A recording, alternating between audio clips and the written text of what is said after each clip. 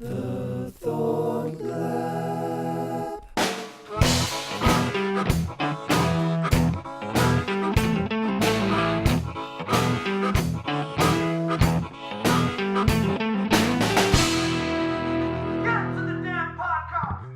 Mr. Colin Brown. Mr. Huntley Smith. Welcome to the Thought Lab podcast. Thank you. What a pleasure. You have definitely been, not difficult's the wrong word, but you've definitely been one of the more logistically challenging people to get hold of on the podcast. No, not at all. No, I'm glad we finally got together. It did take a while. Carry on. It took us, the best part of 2 months or something like that to finally work this all out. But I mean, such is life. Yeah, that's how it goes, I guess. Yeah. Busy man. No, I'm Busy glad schedule. to be here, though, and so looking forward to this. Yeah, wonderful. So like I always say to my guests, this primarily is about you. Yeah. That's what it's about. So having said that, I'd love to go back to your formative years in terms of you getting involved so much in business, because from what I understand, you've been involved in business your whole life. No, well, in a manner of speaking, I suppose it's true, but not really. Grab that sucker and bring it right in close. Oh, right in close. Yeah, How about that? There we go. Okay. Perfect. I mean, I was a business journalist from the mid '90s through to all the mid 2000s in Dubai and the UK, and then eventually it brought me down here. And so that's always been my foremost passion, really. I mean, I love business. I think business is fascinating. Yes. I didn't really try my hand at it until sort of 2005, 2006, when I formally, when I started a business with a couple of guys. We formed a business together, and that was really when I got my first sort of sense of all the complexity and all of that kind of thing. And ultimately that's what led to the career I have now, because which is kind of this sort of self-styled consultant around culture and people matters, engagement and leadership. Simply, it was all the challenges that I had to overcome in setting up the previous business, sort of all brought together into one package as a focal point for this business. Yeah, absolutely. And it's one thing that it's a passion that we both share, and I think it's a passion that and we'll discuss later how we got in contact, right? But is this people matters? Yeah. It's a massive, massive, massive thing for me, and I'm probably one of the most people-centric consultants you can have out there, if that's even a word, or if I just made it up. But definitely so, because I believe that it is ultimately down to the individual. I mean, that's what it comes down to. But I'd love to discuss for a second some of your journalism.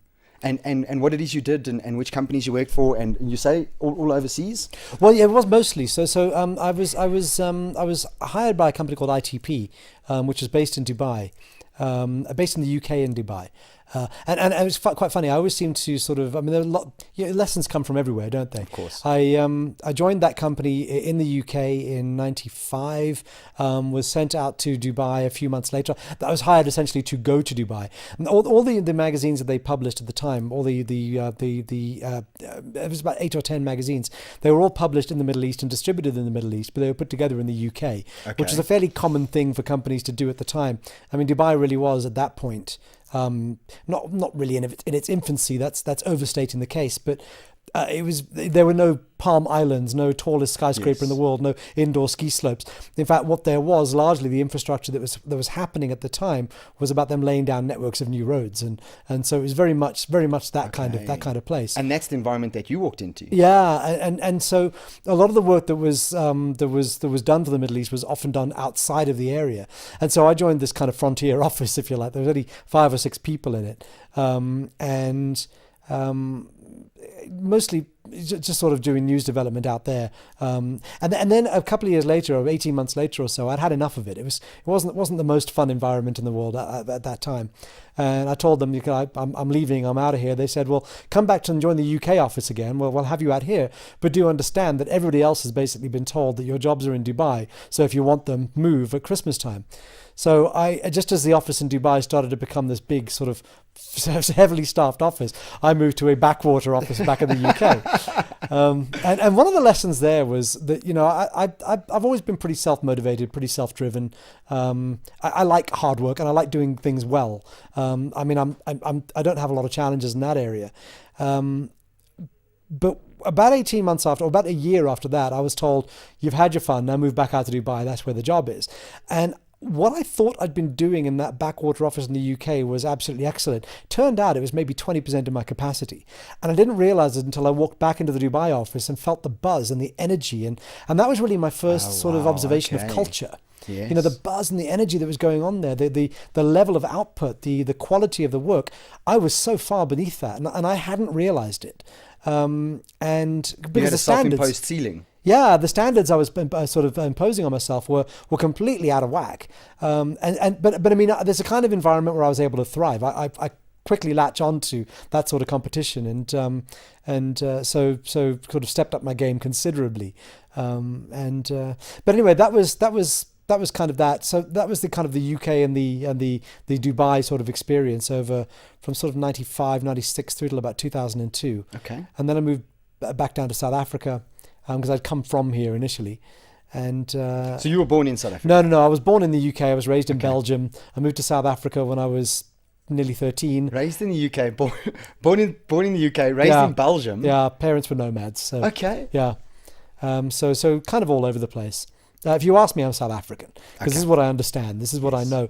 And again, I realized that in particular when, having spent time in the UK, a couple of years in the mid-90s, a couple of years again later on, we have different views of how to solve problems in South Africa than people elsewhere in the world do. We have different views on how to get stuff done, and this is how I know how to do it. Yes. So I know I'm South African, not just in terms of my passport, but culturally, the way I think, the way I operate is very South African. It's where I'm comfortable, and this is where I know how to get things done. Absolutely. Yeah, we do have a very unique, shall we call it that, outlook. Most certainly. Yeah, I mean, it's kind of, it's not just, we're used to challenges. We're used to overcoming things. We're used to having to do a little bit of extra effort, to get stuff done. We're used to there being consequences to our actions. If you look at my experience of working in a British company in London in 2010, 11, 12, was that you can get by being comfortable. And I don't mean to be disparaging. Yes. I know there's a hell of a lot of hardworking, smart, innovative people, but you can get by with being comfortable. You can't really get by with being comfortable here. If you're kind of prepared to sit back or willing to sit back, you're going to get left behind. So we're much more competitive, I think. You believe that? Yeah, I do. Are you talking specifically about your office work, or are you talking about entrepreneurs? A little bit of both. I mean, I think I was really referring to office work is what I was talking about there. But because I never started a business in the UK, so I'm not quite sure what the landscape is there. I imagine it's pretty dog eat dog. Yeah, I'm sure. Yeah, I imagine it must be pretty hard. Yeah, I couldn't agree more with you. Yeah, the stakes are very high there. I suppose in that regard, it's easier to just get something up and running in South Africa. You could pretty much start a business tomorrow, and because we always laugh that this place is a bit like a village. We're all reasonably well connected enough to be able to get some stuff done and get some advice and so on. True. And if not, you can listen into the Thought Lab and get great ideas from that. Colin, flattery will get you everywhere. So you moved down to South Africa. At what point? What, after Dubai? Yeah. So 2002. In fact, that was another great lesson. I got fired from my job. Oh, wow. Yeah. I mean, that's the only time it's ever happened. But I think everybody should get fired at least once in their lives. When you've kind of pushed things too far, or when they finally go, look, just go. We've had enough. Yeah, just leave. And I wasn't at the time that I came down to South Africa from Dubai, still working for the same organization, on the basis that I'd set things up down here. Okay. All their eggs were in one basket in Dubai, and they were a bit concerned about. That's not the best scenario. In fact, that company had its fingers burnt slightly because all the business had been done out of Kuwait prior to 91 when the Saddam Hussein invaded, and so pretty much all business in the Middle East dried up, and they watched the business slowly just disintegrate under them. So it wasn't quite the same threat of that kind of thing being based in Dubai, but they were aware that being based in one area was so they wanted dodgy. Yeah, a little bit of diversification. Yeah, opportunity came up in South Africa. I was a South African, so they said, "Would you want to go and do it?" And without really thinking it through, I said, yeah, because that's the kind of guy I am. So I said, yeah, I'm up for that. That sounds like fun. So I came down, but I didn't really, I don't think, have the full support of the organization when I came down here. And if I'd been a slightly more seasoned manager, a slightly more seasoned entrepreneur at the time, I'd have read the wind differently. Okay. At the time, they were branching out into all sorts of new things in Dubai, and that's quite clearly where the focus was. And so to think that I was going to get a sort of the same attention coming down here and starting something from scratch, I think I needed to be much more self-sufficient than I was, and I perhaps overstated, overthought my capabilities at the time. So fair enough. Yeah. So I screwed it all up. I mean, at the end of the day, we weren't a very good fit for one another. So when I was called up to Dubai and told just pack your bags and leave, it wasn't a surprise to either of us, or indeed much of a trauma. To be honest with you, I was quite relieved. Yeah. So that was that. But then it was very much a matter of I'm here now. I'm back in Johannesburg. New career, new opportunity. What do I do? So I went looking for people who had similar entrepreneurial ideas to me, and at the time that really meant starting a magazine. I wanted to do that. Okay. I didn't have a lot of and it's kind of a circuitous route. I didn't have a lot of I had a very narrow set of ideas. I wanted to start a business magazine of sorts, and looking for gaps, I ended up coming across two gentlemen who I eventually went into business with, and we formed Sales Guru together. They were very much sales focused guys, which gave us the content, gave us the direction. I was very much a publishing focused guy, which gave us the vehicle. Yes. And together we set up Sales Guru, and still a successful business today. No longer mine. Yes. I'm no longer a part of it.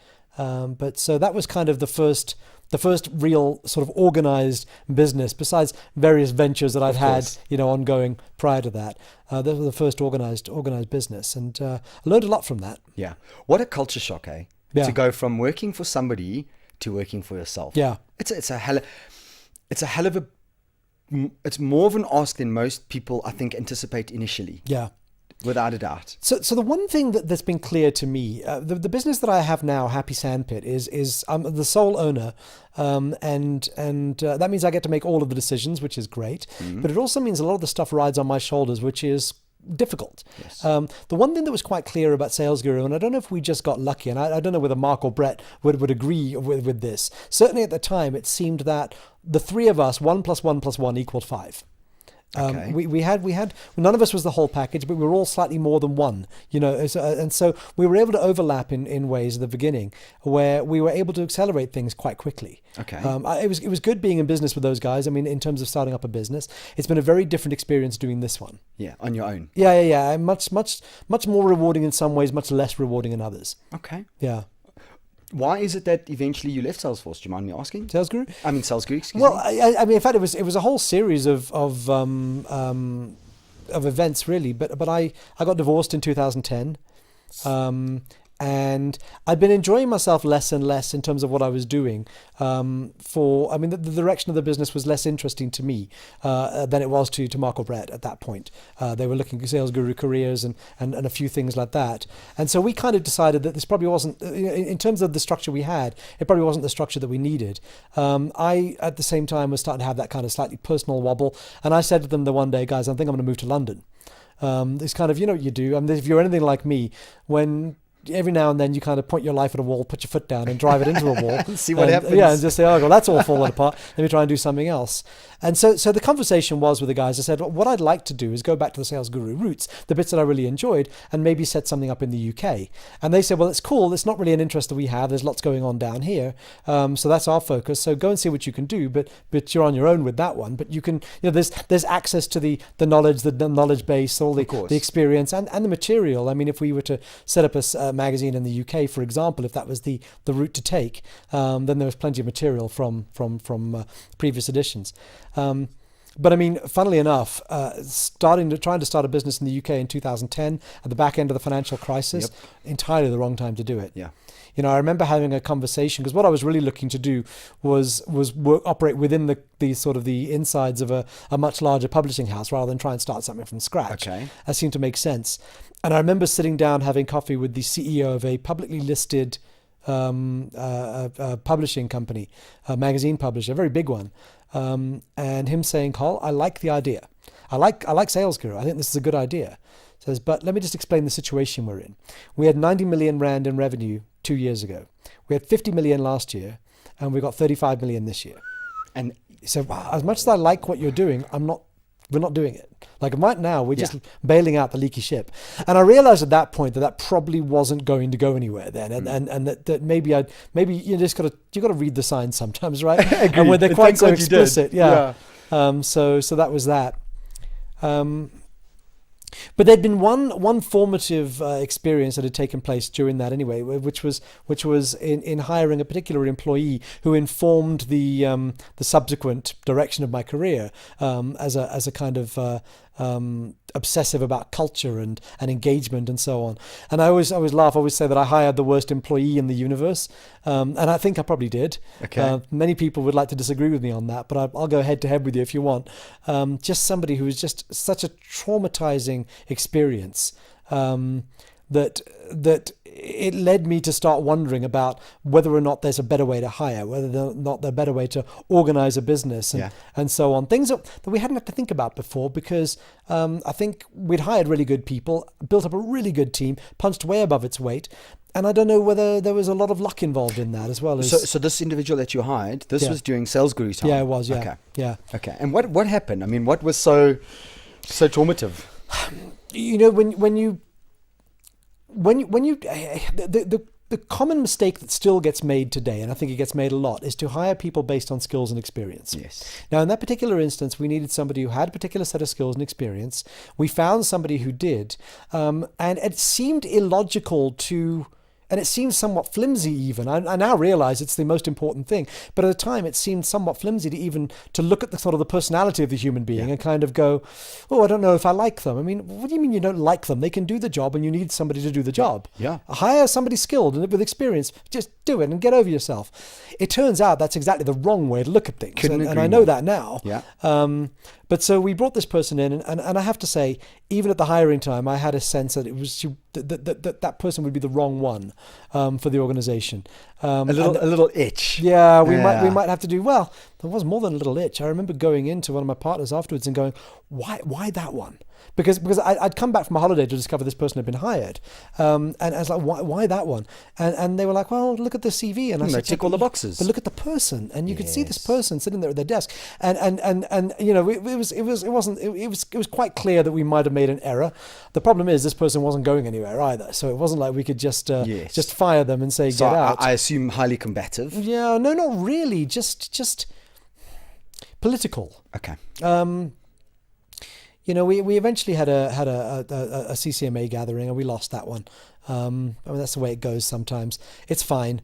But the lesson from it was that we had to hire differently. That actually those sorts of gut feelings you'll get about this human being doesn't seem to fit. I don't think I'm gelling with them. Those matter. They really matter. Massively matter.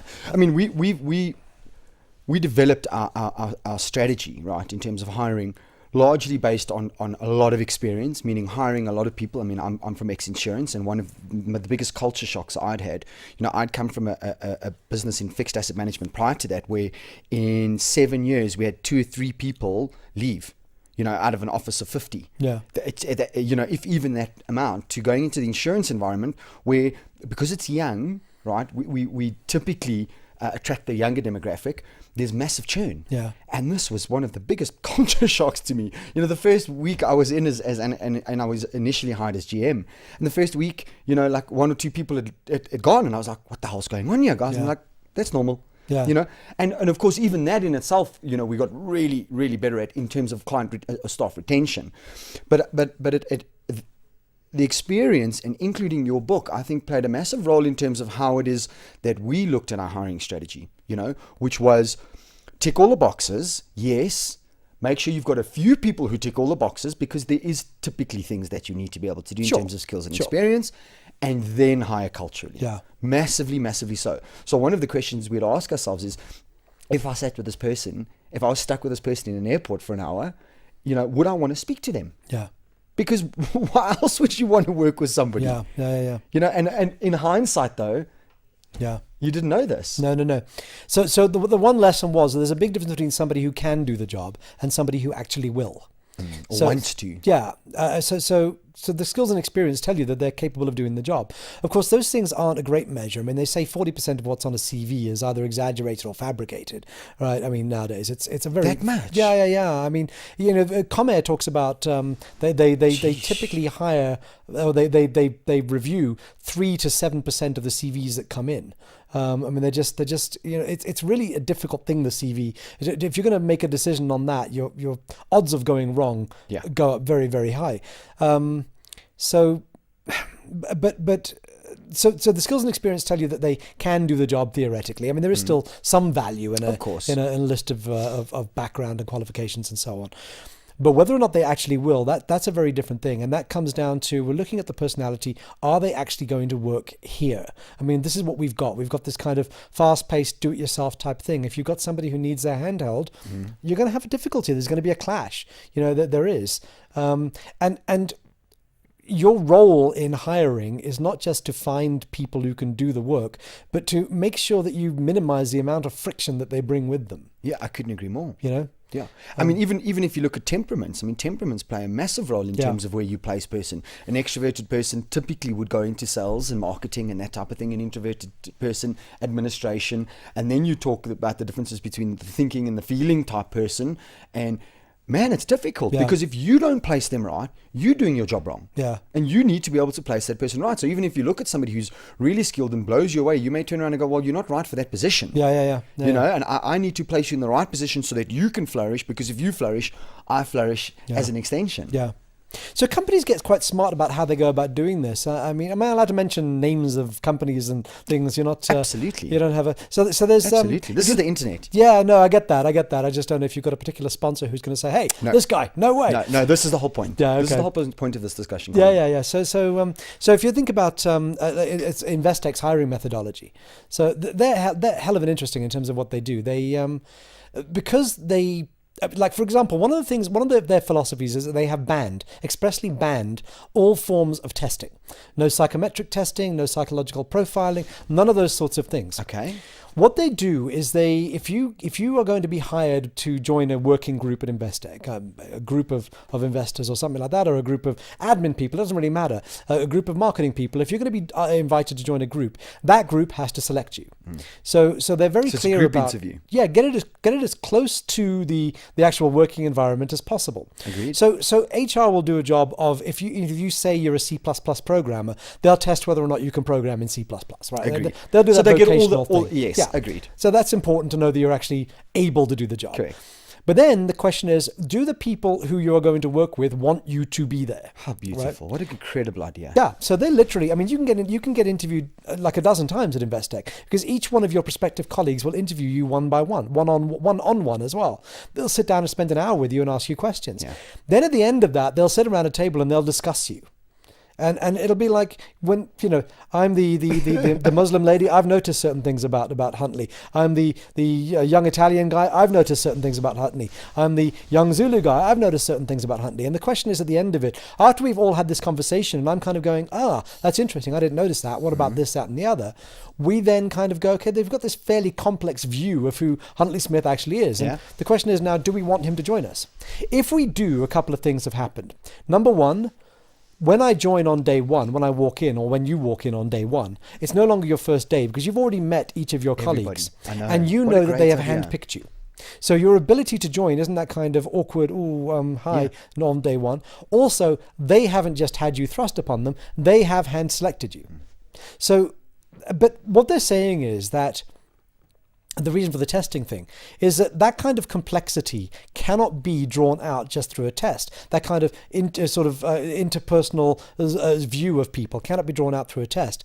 So if you have a test without that, and this is the way it often goes with companies that do rely on these things. And by the way, I'm not advocating against tests. No, I'm just of course. suggesting You're what they giving a do. different point of view. Yeah.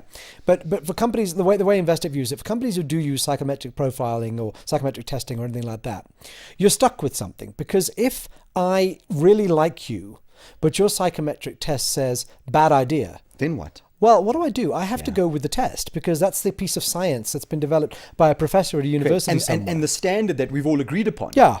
And I can't intuitively explain my there's no logic to I just have a gut feel that I don't really think this guy's right. So I have to go with that. Likewise, if I think you're absolutely terrible, but the test says you're fantastic, same thing. I have to go with the test. The only way in which it works is if I agree with the test, in which case you don't need the test. Right? I got you. So that's kind of their methodology for this. Yeah. Now, you could argue that no matter what, Investec's done a pretty good job of hiring. I mean, they've done quite a good job. Typically speaking, if you don't last at Investec, if you don't make it work there, it's because you were wrong for it. You were like very, very wrong. It's a culture thing that definitely spits out people. And you know people who've lasted 6 months at Investec, and turns out they just weren't Investec people. If you are, you fit. You're really fit. Yeah. And you're there for a decade, you know.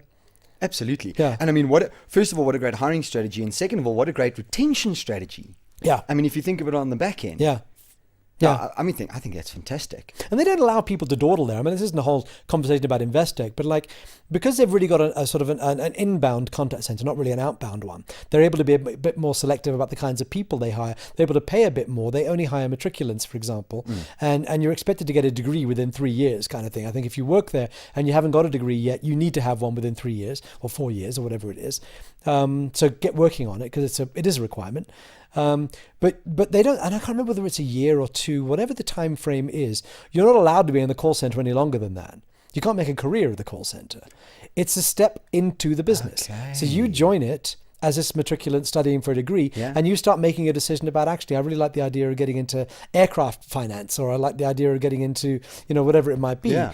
And they're creating career paths. Yeah, basically, you need to get, if you either rise up to contact center supervisor, manager, or you move into the business, or you move out of the business, but you don't just stay there. So It's such an interesting strategy. It's interesting, isn't it? Yeah, very much so. Yeah. Okay. All right. So going back to where you were with your hiring. Yeah.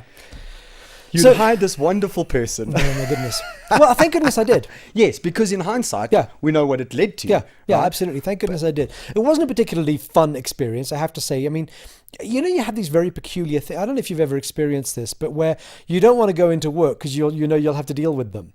And then eventually you wake up and go, hold on, it's my business. Yeah.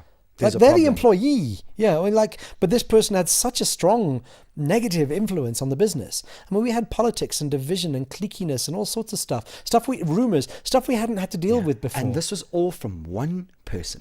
So the impact of one human being in both a positive and a negative sense cannot be underestimated. I couldn't agree. Cannot be overestimated, rather. Cannot be. Yeah. I mean, it was a dreadful experience. I really didn't enjoy it. Eventually got out of that.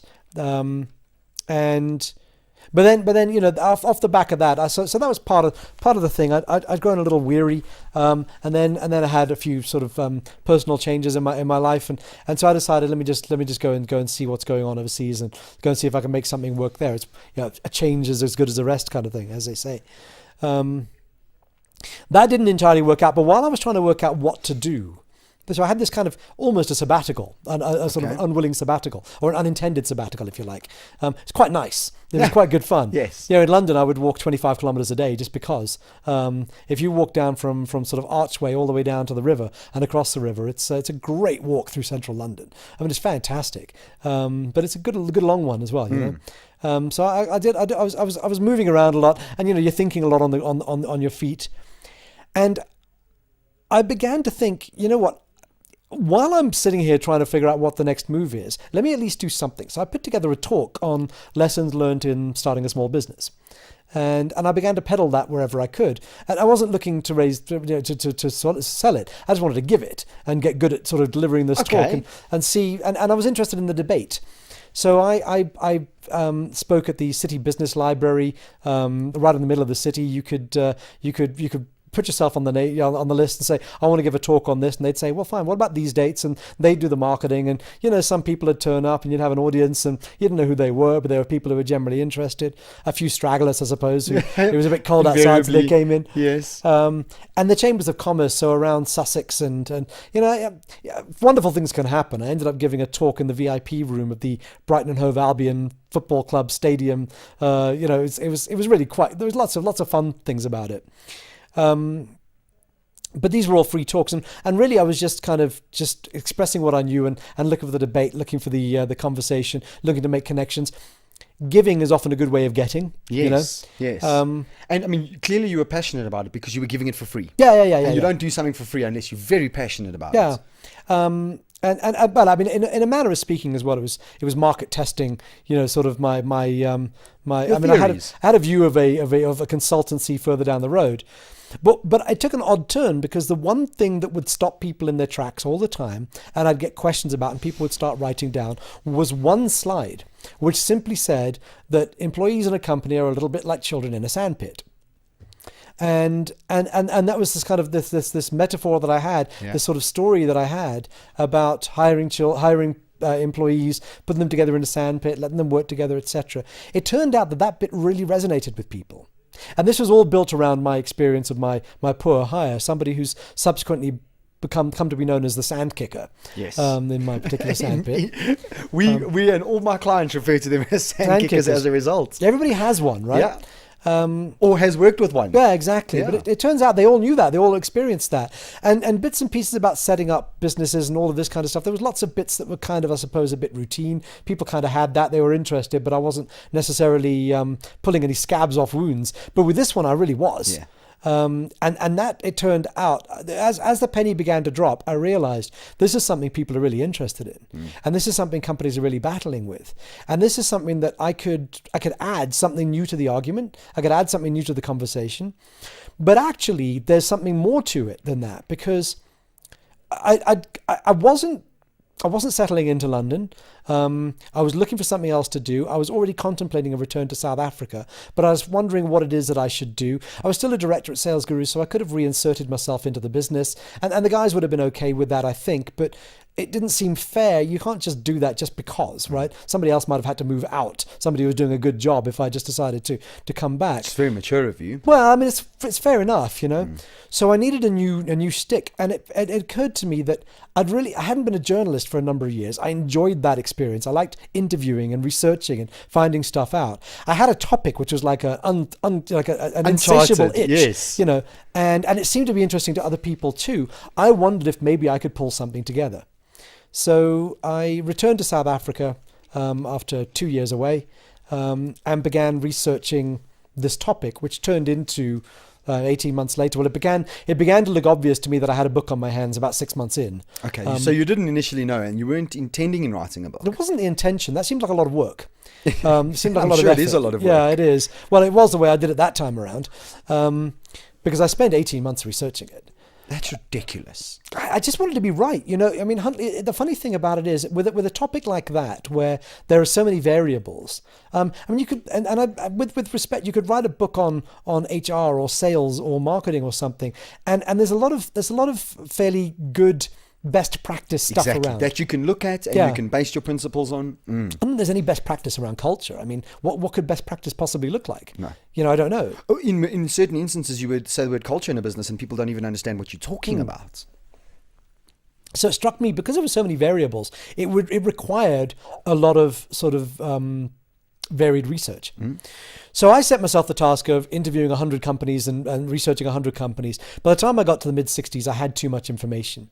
But the beautiful part of this journey was that I got to sit down like this for a couple of hours on a couple of instances with the likes of Eric Fenter, who's the CEO of Comair, and Alan Knott Craig, who at the time was the CEO of Cell C, and Ben Mopatlane, late Ben Mopatlane now, who was the CEO of Business Connection, and then people who founded great businesses like Alan Ambo, who founded Spur, and I mean, Andrew Golding, not the founder of Pam Golding, but clearly, you know, his mum was, Jason Leary, who founded the Moyo restaurants, and oh goodness, so many people. How incredible. Yeah, it was really cool. How incredible. It was really cool. I've even got a little bit of a case of the jealous there. Yeah. Because I think that must have been such an experience. And so many different people. They're so randomly different. The similarities I had, if you were to look at like Ivan Epstein, who founded Softline, which became Sage, and Alan Ambo, who founded Spur, and let me think of another obvious company founder, Paul Anley, for example, who founded Pharmadynamics.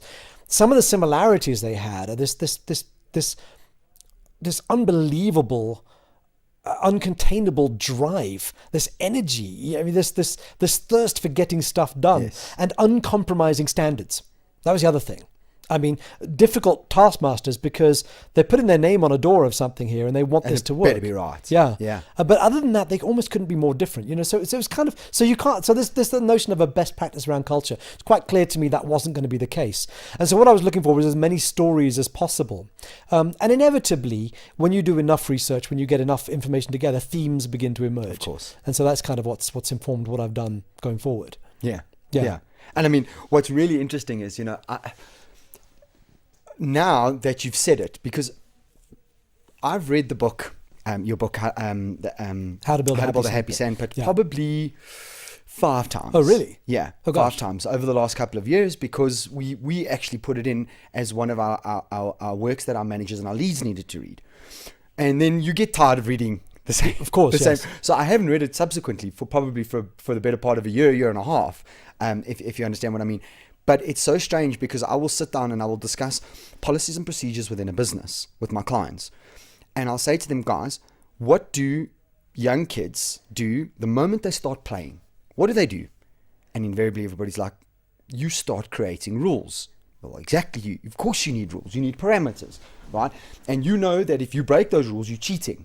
Okay? Yeah. And so I need to create these rules, which get created very organically. Right, the spirit of the game gets created very organically, and at one point I understand my framework, and once I understand my framework, then I get to play within these rules. And this is something that I've heard from different psychologists, but it's very clear to me now, listening to what you're saying, that your book played a massive influence in that.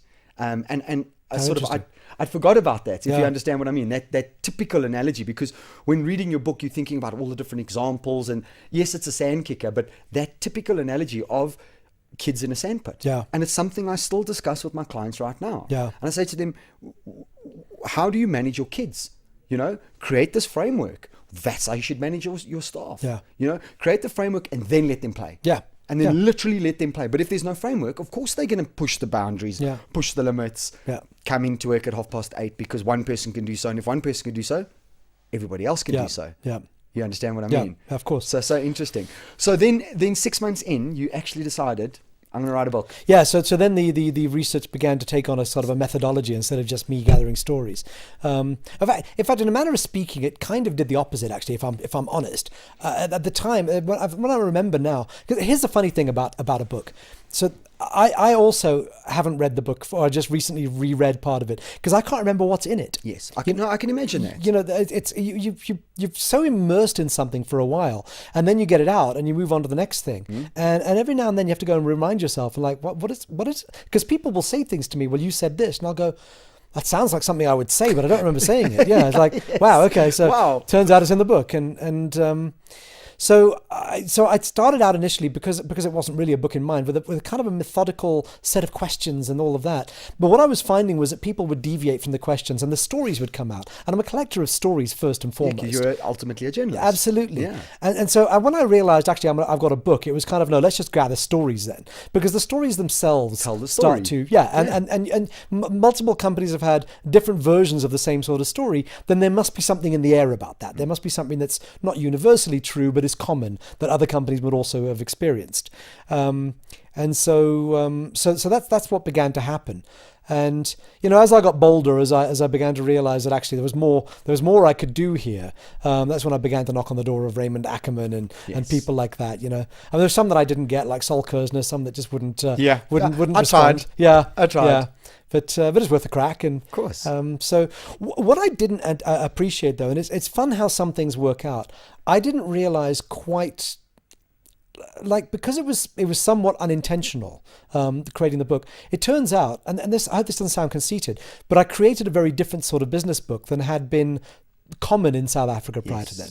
A lot of the business books that are out were Raymond Ackerman's memoir at the end of his career. So it's an autobiography of how it was done, as opposed to the way and why it was done. Yeah. Yes. Yeah, and it's loose on theory and much more focused on practical stuff. I don't know if you agree with that. No, I do. Because this isn't just good ideas or things that are generically true. These are actual practical examples of what people are doing, and they're genuinely doing it. And so if you look at the peculiarity of South Africa, we're a very, very distinct country with very distinct rules and very distinct challenges and very distinct opportunities. if one South African company is doing things this way, theoretically others can as well. Yes. So there's kind of a blueprint there for how to hire, how to manage, how to incentivize, how to fire, and all of that kind of thing. I'm not sure that putting together a bunch of lessons from Google and Facebook and other companies in Silicon Valley would have the same sort of relevance for us, because I agree, but it's very South African centric. Yeah, I mean, even all the examples that you use in the book, and I mean, some of the examples that you've just said now are obviously in the book. You're reading that, and people relate to those companies. People know those companies, they're household names. So it hits you. Yeah. Most certainly. I had quite an emotional reaction to the book, just because I'm reading about these really big companies, and I love business. Yeah. And the opportunity to read what it is that big businesses out there have done Yeah. was incredible for me.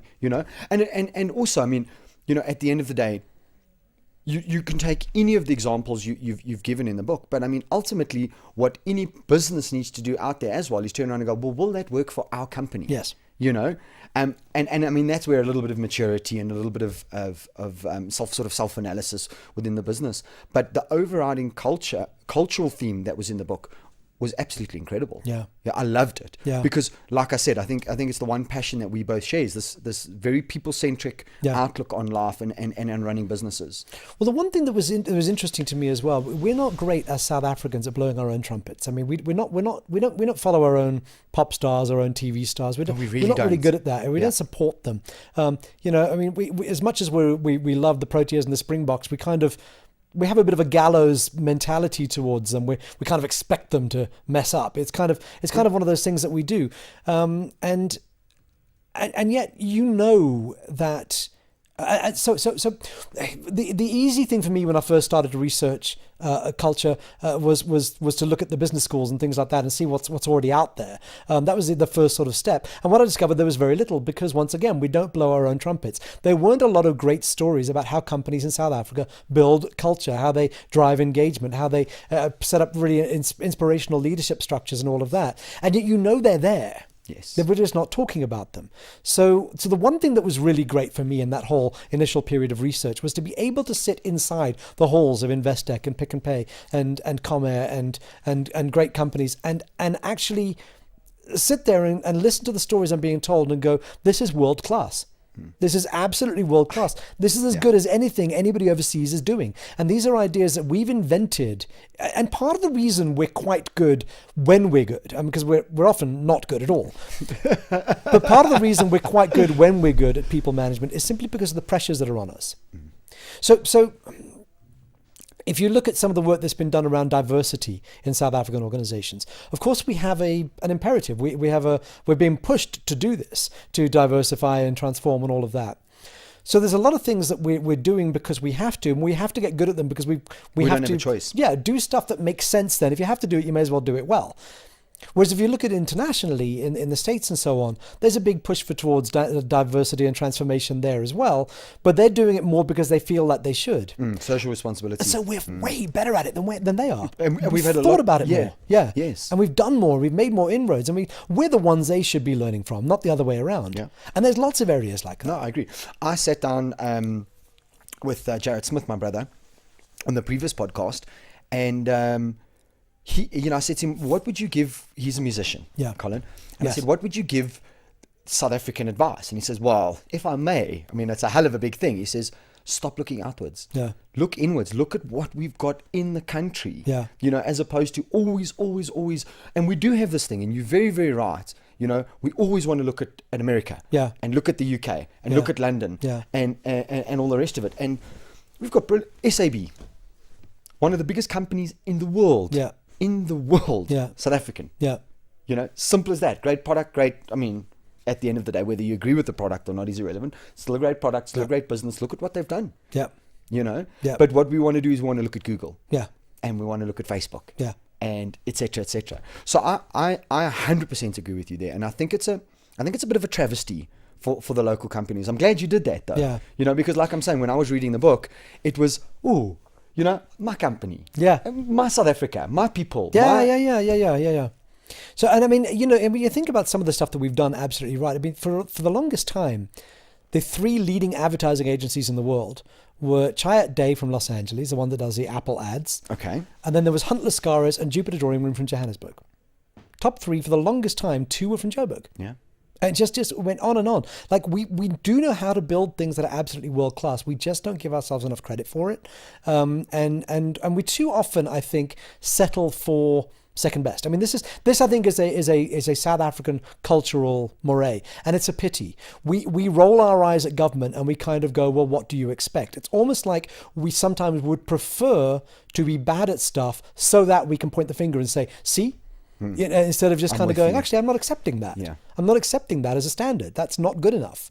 I know we're better than that. And I mean, if we're willing to accept that as a standard for the government, then by its extension, we're willing to accept that as a standard for our businesses and our people and our employees. Yeah. Yeah. Yeah. So we have a really poor service culture in South Africa, for example. Massively so. It's very, very bad. Massively so. And part of the reason that it's bad is because we almost revel in the fact that we have bad service, because we like rolling our eyes and playing the victim more than we like not taking it. I'm from FMCG, so I did hotel school, and I was first. That was my first foray into the business world. Into the big bad world. Yeah. And when I was young, was in managing restaurants and hotels, and I loved that. And then I went into FMCG, and one thing that always shocked me was we're very quick to get bad service, turn around, walk away, tell all our friends about that bad service and never go there again, as opposed to just walking up and going, hey guys, you know what? Yeah. That was really shit service. Yeah. And I didn't appreciate that. And here's some advice and here's some tips and tricks.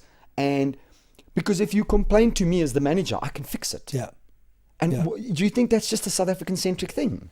I don't know why it is, but it seems to be. Yeah, I haven't really analysed it in any level. I've thought about it a lot. You know, so much. I used to. So I was a barista. Back when I was really, really young. Is that why you were offering me coffee earlier? 'Cause you wanted to show off. Not me now.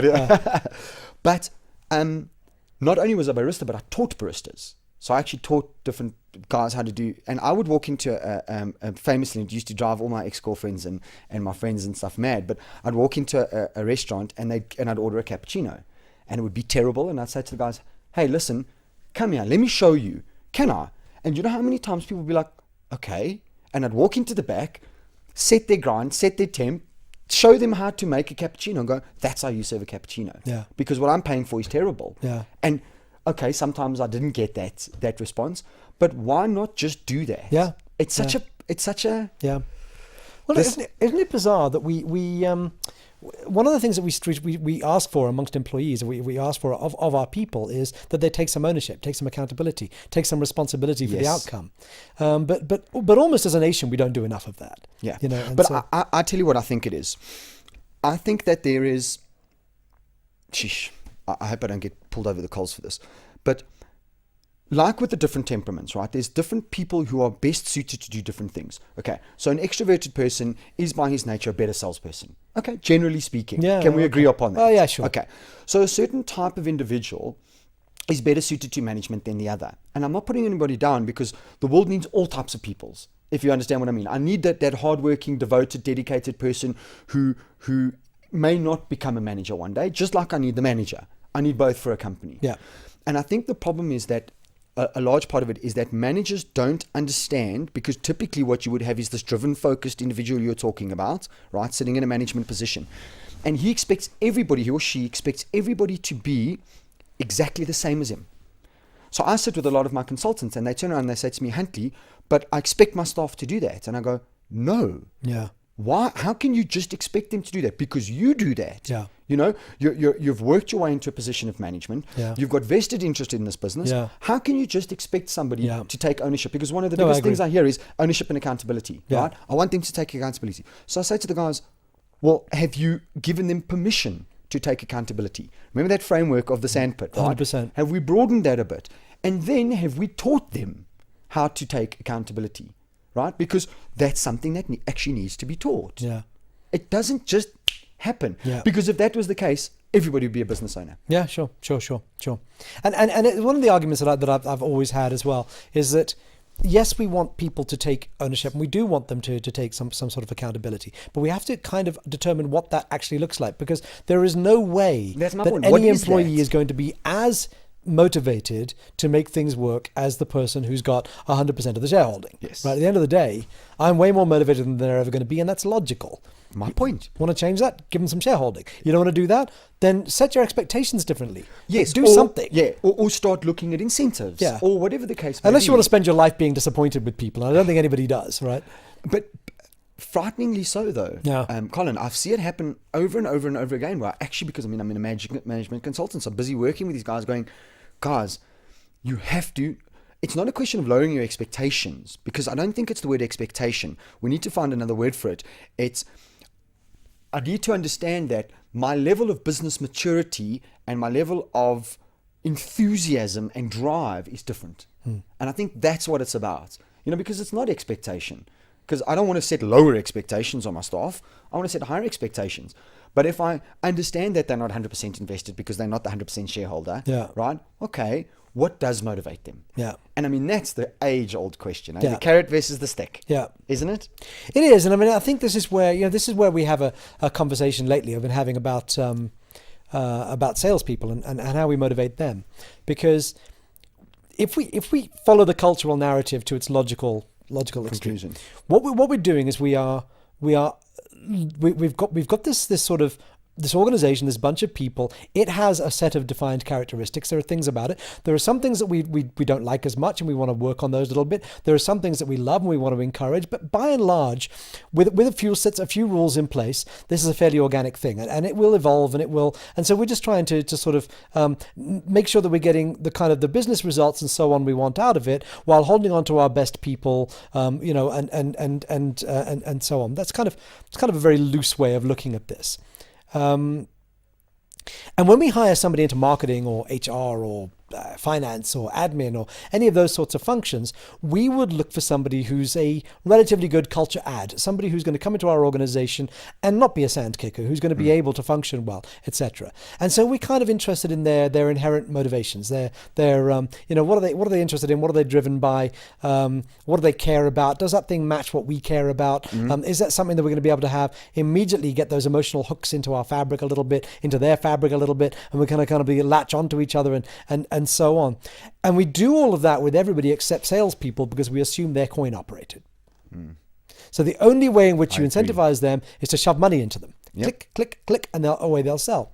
Well, then we start to examine. So we put ourselves in this situation where we've got a bunch of salespeople who we think are only motivated by money, and then we create a scenario where they go after more of it by setting up all these internal and external incentives, competitive environments, and so on. And then we start to try and manage them and ease out all the bad aspects of, well, they're selfish, they're not really sharing leads, they're not helping one another, they're too competitive, they're stepping all over each other, they're always complaining about territory. But we've set the framework. But we've set the framework. Exactly.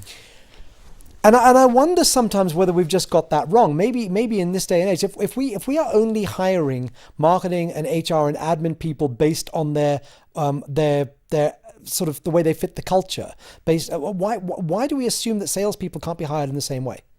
I agree. Now, and so arguably, marketing and admin people don't get incentivized for doing their job well. They just do their job and get a salary. Why can't we apply that to salespeople? We take away the competitive pressure of earning commissions. We're probably paying higher salaries. We're looking at. But what you are ensuring is stability. Yeah. And teamwork, collaboration, because it doesn't really matter if the team is the one that's rewarded at the end. It doesn't really matter who gets the deal. I mean, you see organizations that do this well. This isn't necessarily pioneering thinking. When you look at organizations that are doing this well, I mean, they talk about how just the level of competition, the level of cooperation rather, goes up because those really competitive spikes have gone out of it, such that when you're working on a deal, it can get passed over to another group in a different time zone as the sun goes down to continue working on it, because it doesn't really matter who gets it. These are people who are motivated by winning. They're motivated by achieving. They're motivated by doing deals. They not necessarily always have to be their name, their signature on it. They want to make sure the deal gets done. Now, some of your most competitive salespeople who are really, really focused on winning, sort of me first and everything, they probably won't like that environment much. They might leave. Yeah. And so be it. And I also believe that this structure, and it's something that I've thought about for a long time, because, I grew up as a salesperson. I mean, that's where I came from. And then I went into sales management and GN and MD and all the rest of it, and then Group MD. But I came from a sales environment, and strangely enough, and I'm sure you'd appreciate this, where some people may not understand what I'm saying, I was never motivated by money. Right. Never. I always wanted to be part of something bigger. Yeah. You know, and I remember one of the companies, I turned around and I said to the guys, so they said to me, I said to them, look, I've been a salesman for a while now. I want to know what my trajectory is, which I think is a very fair question to ask. Right. And I think that employees should do that. Yeah. You know, what is my trajectory in this business, and what is my step ladder, and how far can I go? And my sales manager at that point turned around to me and he said to me, you've done such a good job that basically we're never going to let you take you out of your area, because you've done such a good job in that area that we're worried that if we take you out, we're going to lose the area, you know, the sales from that specific area, because it was geography based at that point. And all I wanted to do was know is there an opportunity for me long term to become a sales manager? And instead of answering that question, he gave me a bullshit answer, which was, you've done so great in your area. Yeah. So guess what I subsequently did a few months later? Left. Yeah. That's exactly what I did. Yeah. Because there was no trajectory. There was nothing bigger for me to work in. Yeah. I wanted to know if I could become a sales manager. Yeah. And if that guy sat down with me and said, yeah, so we're looking at a 6-year trajectory, hypothetically speaking, and this is what we need to do, and this is how we need to do it, and maybe you need to go and study, and just maybe my life would have been completely different. Yeah. And the beauty of it is, you might actually at that point, this is when, so now, you know, there's a debate about whether or not culture drives retention, whether it's a good retention tool. And I'm not convinced that it is. I think what happens is that, in as much as, in the broader sense, I think what happens is that if you get the culture right and you get people who fit the culture, then while they stay with you, you should be aiming to get the greatest performance out of them. But that doesn't necessarily mean you're going to keep them, because there's so many other sort of factors involved. One of them, however, is absolutely around growth. Now, you might argue that culture growth is a philosophical mindset, which might be very, very related to culture. But if I know, for example, that over the course of the next 6 years, if I stay here, I can achieve X, then I've got a reason to build my own career growth around that of the organization. Agreed. We're more tied together. And I think if you can create those links in employees' minds. Yeah. So you know, it's very much a matter of, the way companies do it now is they say, well, we need 3 people trained on this. So you're on training next week. Come back and teach the rest of us. Which is fine, because people get upskilled, they get trained a little bit, they get some new bits and pieces, they get to get out of the office. There's lots of nice things about it, but I haven't picked it, so I'm not really picking my trajectory. It's being picked by you. Yes. And that's very often how it happens. Whereas if you were, for example, to make your training all the different computations, all the different permutations of training available on an intranet somewhere, and you say, you know, these are all the things that we'll pay for. Yeah, these are all the things that we will do. These are all the things we'll pay for. Here's how you will access them. This is what you have to achieve first. And then you can sit back and go, well, actually, you know what? I really want that. So you've put together this whole thing and you take it to your manager and say, this is what I want to do. And then it's really down to them to support it and help you achieve it. Yeah, I agree. And I mean, I resonate massively with what you say, and it's something that I've said for years and years, much to many of my different managers and actually clients' chagrin. And that is, you know, there's an old saying, you know, what happens if you train somebody and they leave? Yes. And then the question is, well, what if you don't train them and they stay? Yeah, exactly. You know, and I don't believe that business owners should be looking at people and going, I want this guy in my business for the next 20 years. Right. Because I think it's unrealistic. Yeah. Right? Exactly what you said. While that person is with me, let me get the absolute best out of him. And then let him leave and let him go on his trajectory. And if that trajectory is part and parcel of the business, great. And if it's not, so be it. But this idea that we have to hold on to these employees as if they're the be all and end all of our entire lives, rubbish. And it's unfair on the employee. Yeah.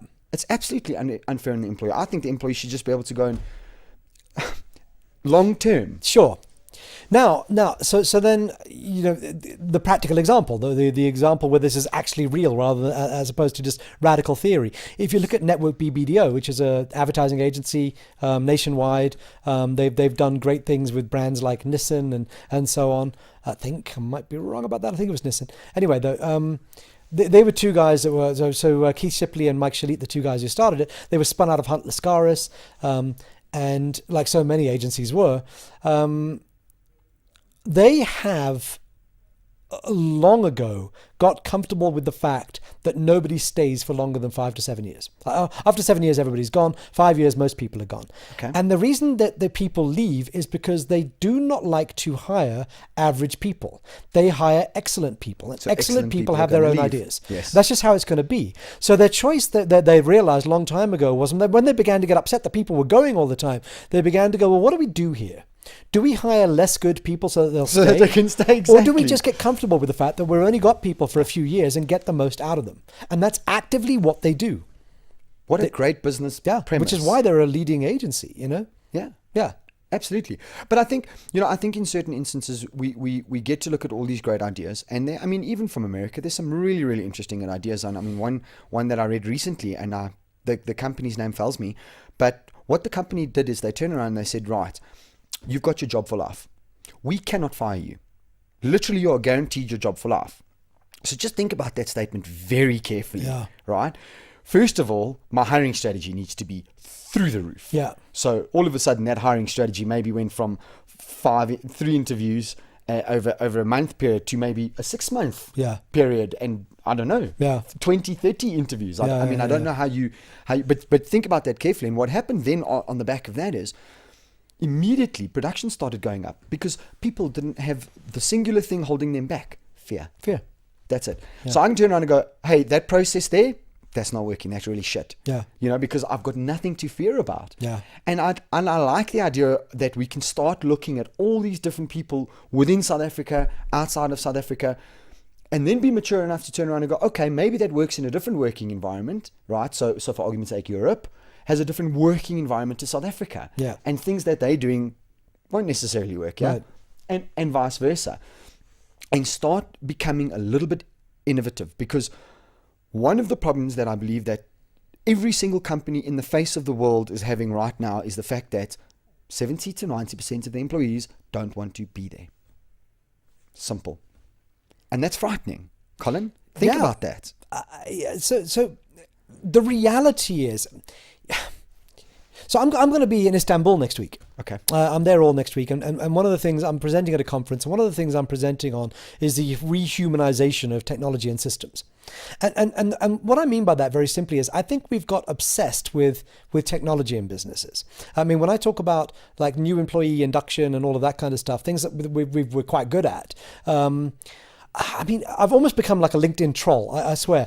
Anybody mentions this topic, I'm in there looking for the first suggestion that we use an app or that we do video-based training. And it's like, because that's exactly the problem. The problem is, in some instances, whilst technology is great for streamlining stuff and for reach and for scale, whilst it's great for all of that, it's dehumanizing, and especially when it comes to some of the people practices like induction, it's precisely the wrong thing to do. I think we need more humanity and not less of it. And I think that in a lot of instances, if we think about that number of how many people are just not particularly interested in their jobs, a lot of it comes down to the fact that we've lost that human element. We've lost that human touch. We've lost that connection with the why, their why, the reason that they actually started in the first place. Because I don't think that most people are out to disappoint you, Huntley. I think when you find somebody who's actively out to disappoint you, it's really surprising. I think even my sand kicker probably wasn't actively out to disappoint. Yes. I think it was probably just something that we just constantly battled with because we were just incompatible. But that happens as well. Sure. Yeah. But I think when you do find somebody who actively wants to disappoint you, it's so traumatic and so horrifying that it's just the worst thing in the world. But I don't think that's what it is. I've lost the point. The point was about that large number of people who are you said most people don't actually go out to disappoint you. Most people, and I'll continue your sentence for you, most people are actually there to grow.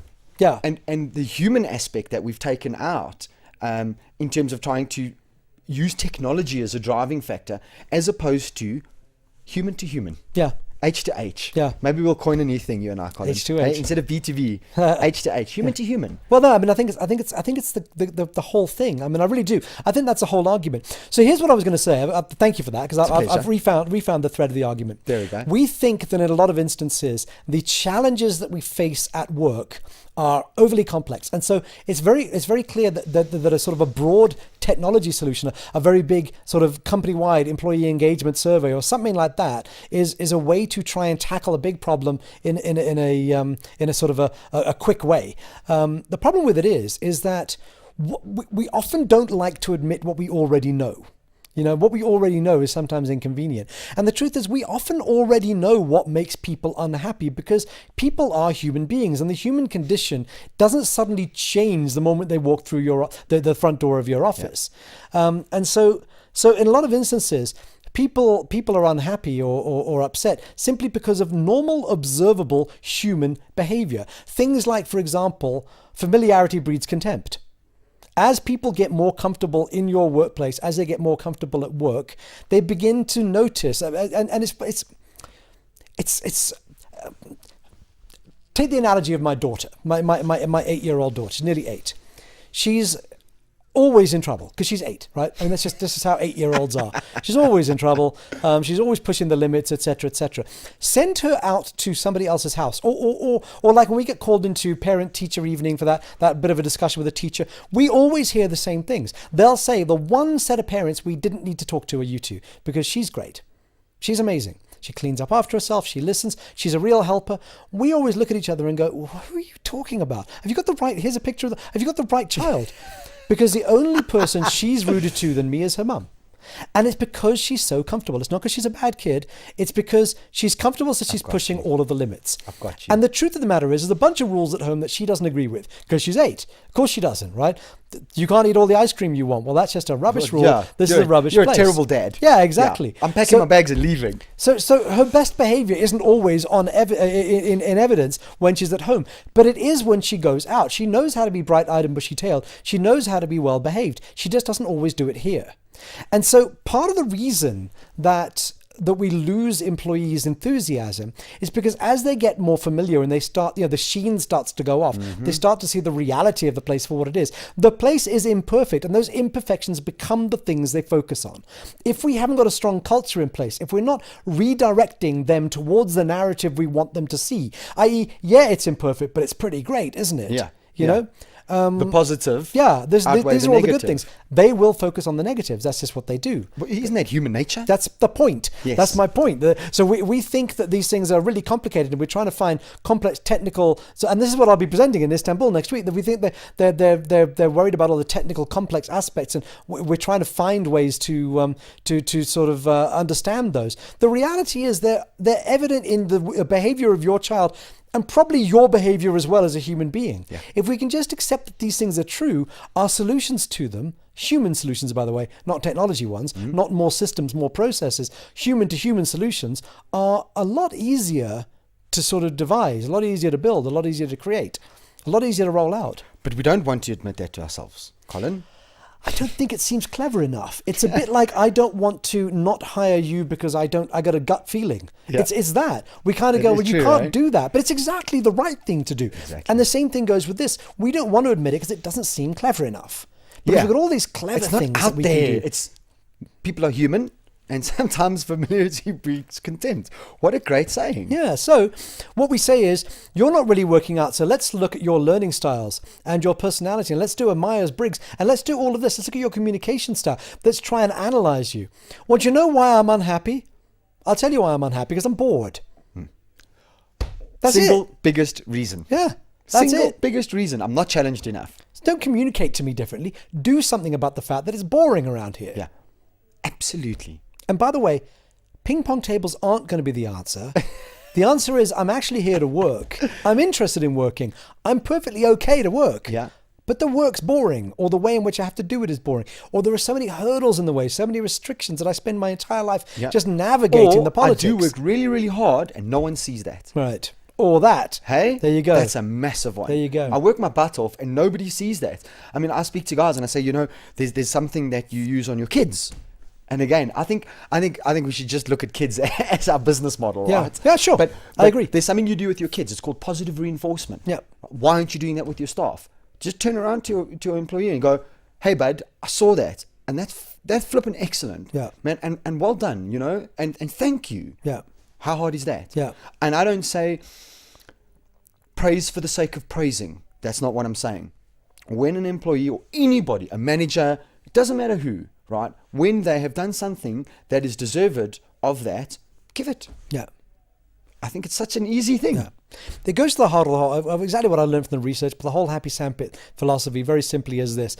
Employees are obliged to come to work, and they're obliged to do the work. That's the contract. That's what it says. That's what you've agreed to. They are not obliged to come to work with a good attitude, to come to work with enthusiasm. That's something you They're have to not build. obliged. Yeah, they choose that. That's voluntary behavior. Unfortunately, what you want them to do is choose that That's every very morning. interesting. But it's true. When I know it's completely true, but when you put it that that, the penny just drops. And like, yes, of course. You want them to pick it every morning. In order for them to pick it every morning, you have to give them reasons to. And please don't say, well, I'm giving you a job and a paycheck. Yeah, no, not really. I mean, most people, especially if you've hired smart people, they can work somewhere else, right? There's got to be something else about it. There's got to be something that's making me be here, that's driving me to be here, to work hard at this. If you can get that part right, and that's the whole purpose of culture and engagement. Absolutely. Yeah. I couldn't agree more. And looking at the idea versus, you've got this idea versus the stick and the carrot as motivation factors, right? But so all of this is extrinsic motivating factors, right? And what I've started becoming really fascinated with is intrinsic motivating factors, right? So for argument's sake, what do I work for? Okay. So people often say, I get paid by my company in order to do a task. Okay. If that was true, then you do that task for the rest of your life. Yeah. So you don't actually, what do they pay you for? Well, they pay you for your time.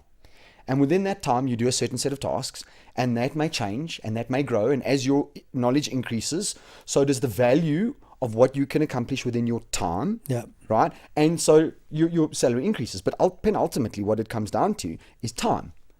So if that's probably the most valuable commodity that I own as a human being, right, that becomes a really powerful intrinsic motivating factor. So how about turning around and going, all right, I'm not going to give you money, but I'll give you time. So this is what Google's done, right? In certain instances, you can come and you can do for a full day out of the month, for argument's sake, right? You can work on your own project. And I'm not saying go home time. I'm saying we value your time enough, right, that we know that your contribution may be bigger. Yeah. And we're going to give you of our time in order to work on that contribution. And by the way, make that contribution something to do with social contribution. And all of a sudden you've changed everything. Yeah. Because now, not only am I part of my company, but I'm part of something bigger. Intrinsically, Colin, I believe everybody wants to give to society. Yeah. Yeah. Everybody wants to make a difference. And this whole idea of intrinsic motivating factors is something that I'm very, very fascinated with. Yeah. And that I discuss with my clients quite a lot. Yeah. Because why does it always have to be money or carrot? Yeah. You know? Either you're getting a warning letter or you're getting a bad incentive. Yeah. But what about time? Yeah. Yeah.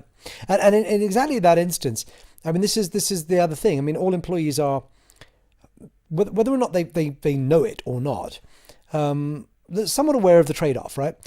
I'm going to give you the 8 best hours of 5 days a week, from 8 until 5 or 9 until 5, whatever. I'm going to give them to you. I can't do other things with that. I'm giving them to you. It had better be worth the trade-off. Here we go. So we're doing it all the time. We're kind of looking at it and thinking, when people are kind of going off to the grind, another day, another dollar, it tells you something, right? I mean, if that's the way people are feeling about it, we can arrogantly go, well, we're a great organization, but people will tell you whether you are or whether you aren't. And it's not just about the performance of the balance sheet, because that is a valid measurement. It's a very important measurement. And let's face it, ultimately, it's a very, very important to our ability to continue, grow, add more value, do whatever it is we want to do.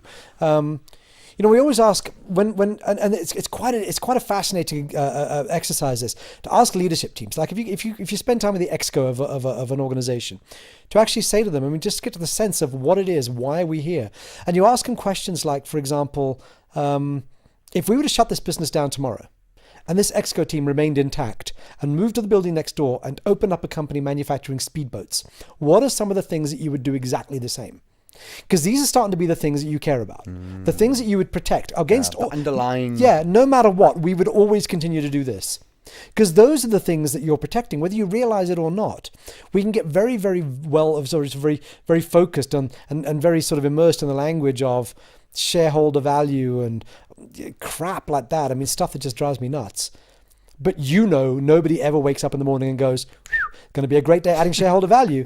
Nobody ever does that. No, right? Absolutely not. They're doing a trade-off in their heads, and they're going, and the definition of an engaged employee is somebody who wakes up and goes, cool, work. I like what I do. I like where I do it. I like who I do it for. I like who I do it with. Yeah. And I think it's a worthwhile use of my time. Yeah.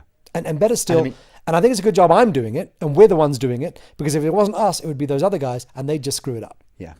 Which is, yes. Yes. Then you've got somebody who's off to work and kind of going, cool. And I mean, isn't that the holy grail right there, Colin? Why is it so hard? Why? Because people don't try. It just drives me crazy. Because people don't try. You know, it's this idea of expecting. Well, I expect my employees to be, well, no, create the environment. Yeah. You know, create that culture. But here's a big challenge, Huntley, and this is one that if I can unravel this one, then and so anybody who's listening, if you unravel this, here's the $1 billion idea. There are many ways to slice and dice things. Let's just slice companies down the middle and say there are two types. There's publicly listed ones owned by shareholders, and there's ones that are owned by probably people who are still actively involved. Privately owned. Yeah.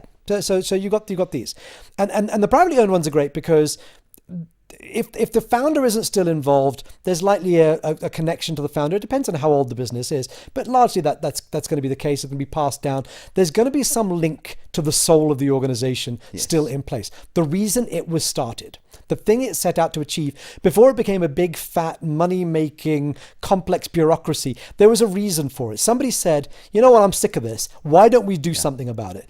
And that soul of that business is right there. Now, for us to be able to bring new employees into that organization and say, this is what we believe in, this is what we care. Do you care about? Do you care about it too? Do you believe in it too? People, you can give the kind of, oh yeah, that's really me, or actually no, that's not me at all. You can do that. And so you bring people in who can help you reinforce that. In a publicly listed business, on the other hand, the people who own it do not come to work in that office every day. They don't really care, I don't believe, about whether or not you're doing the right thing or not. They care about the dividend at the end of the quarter.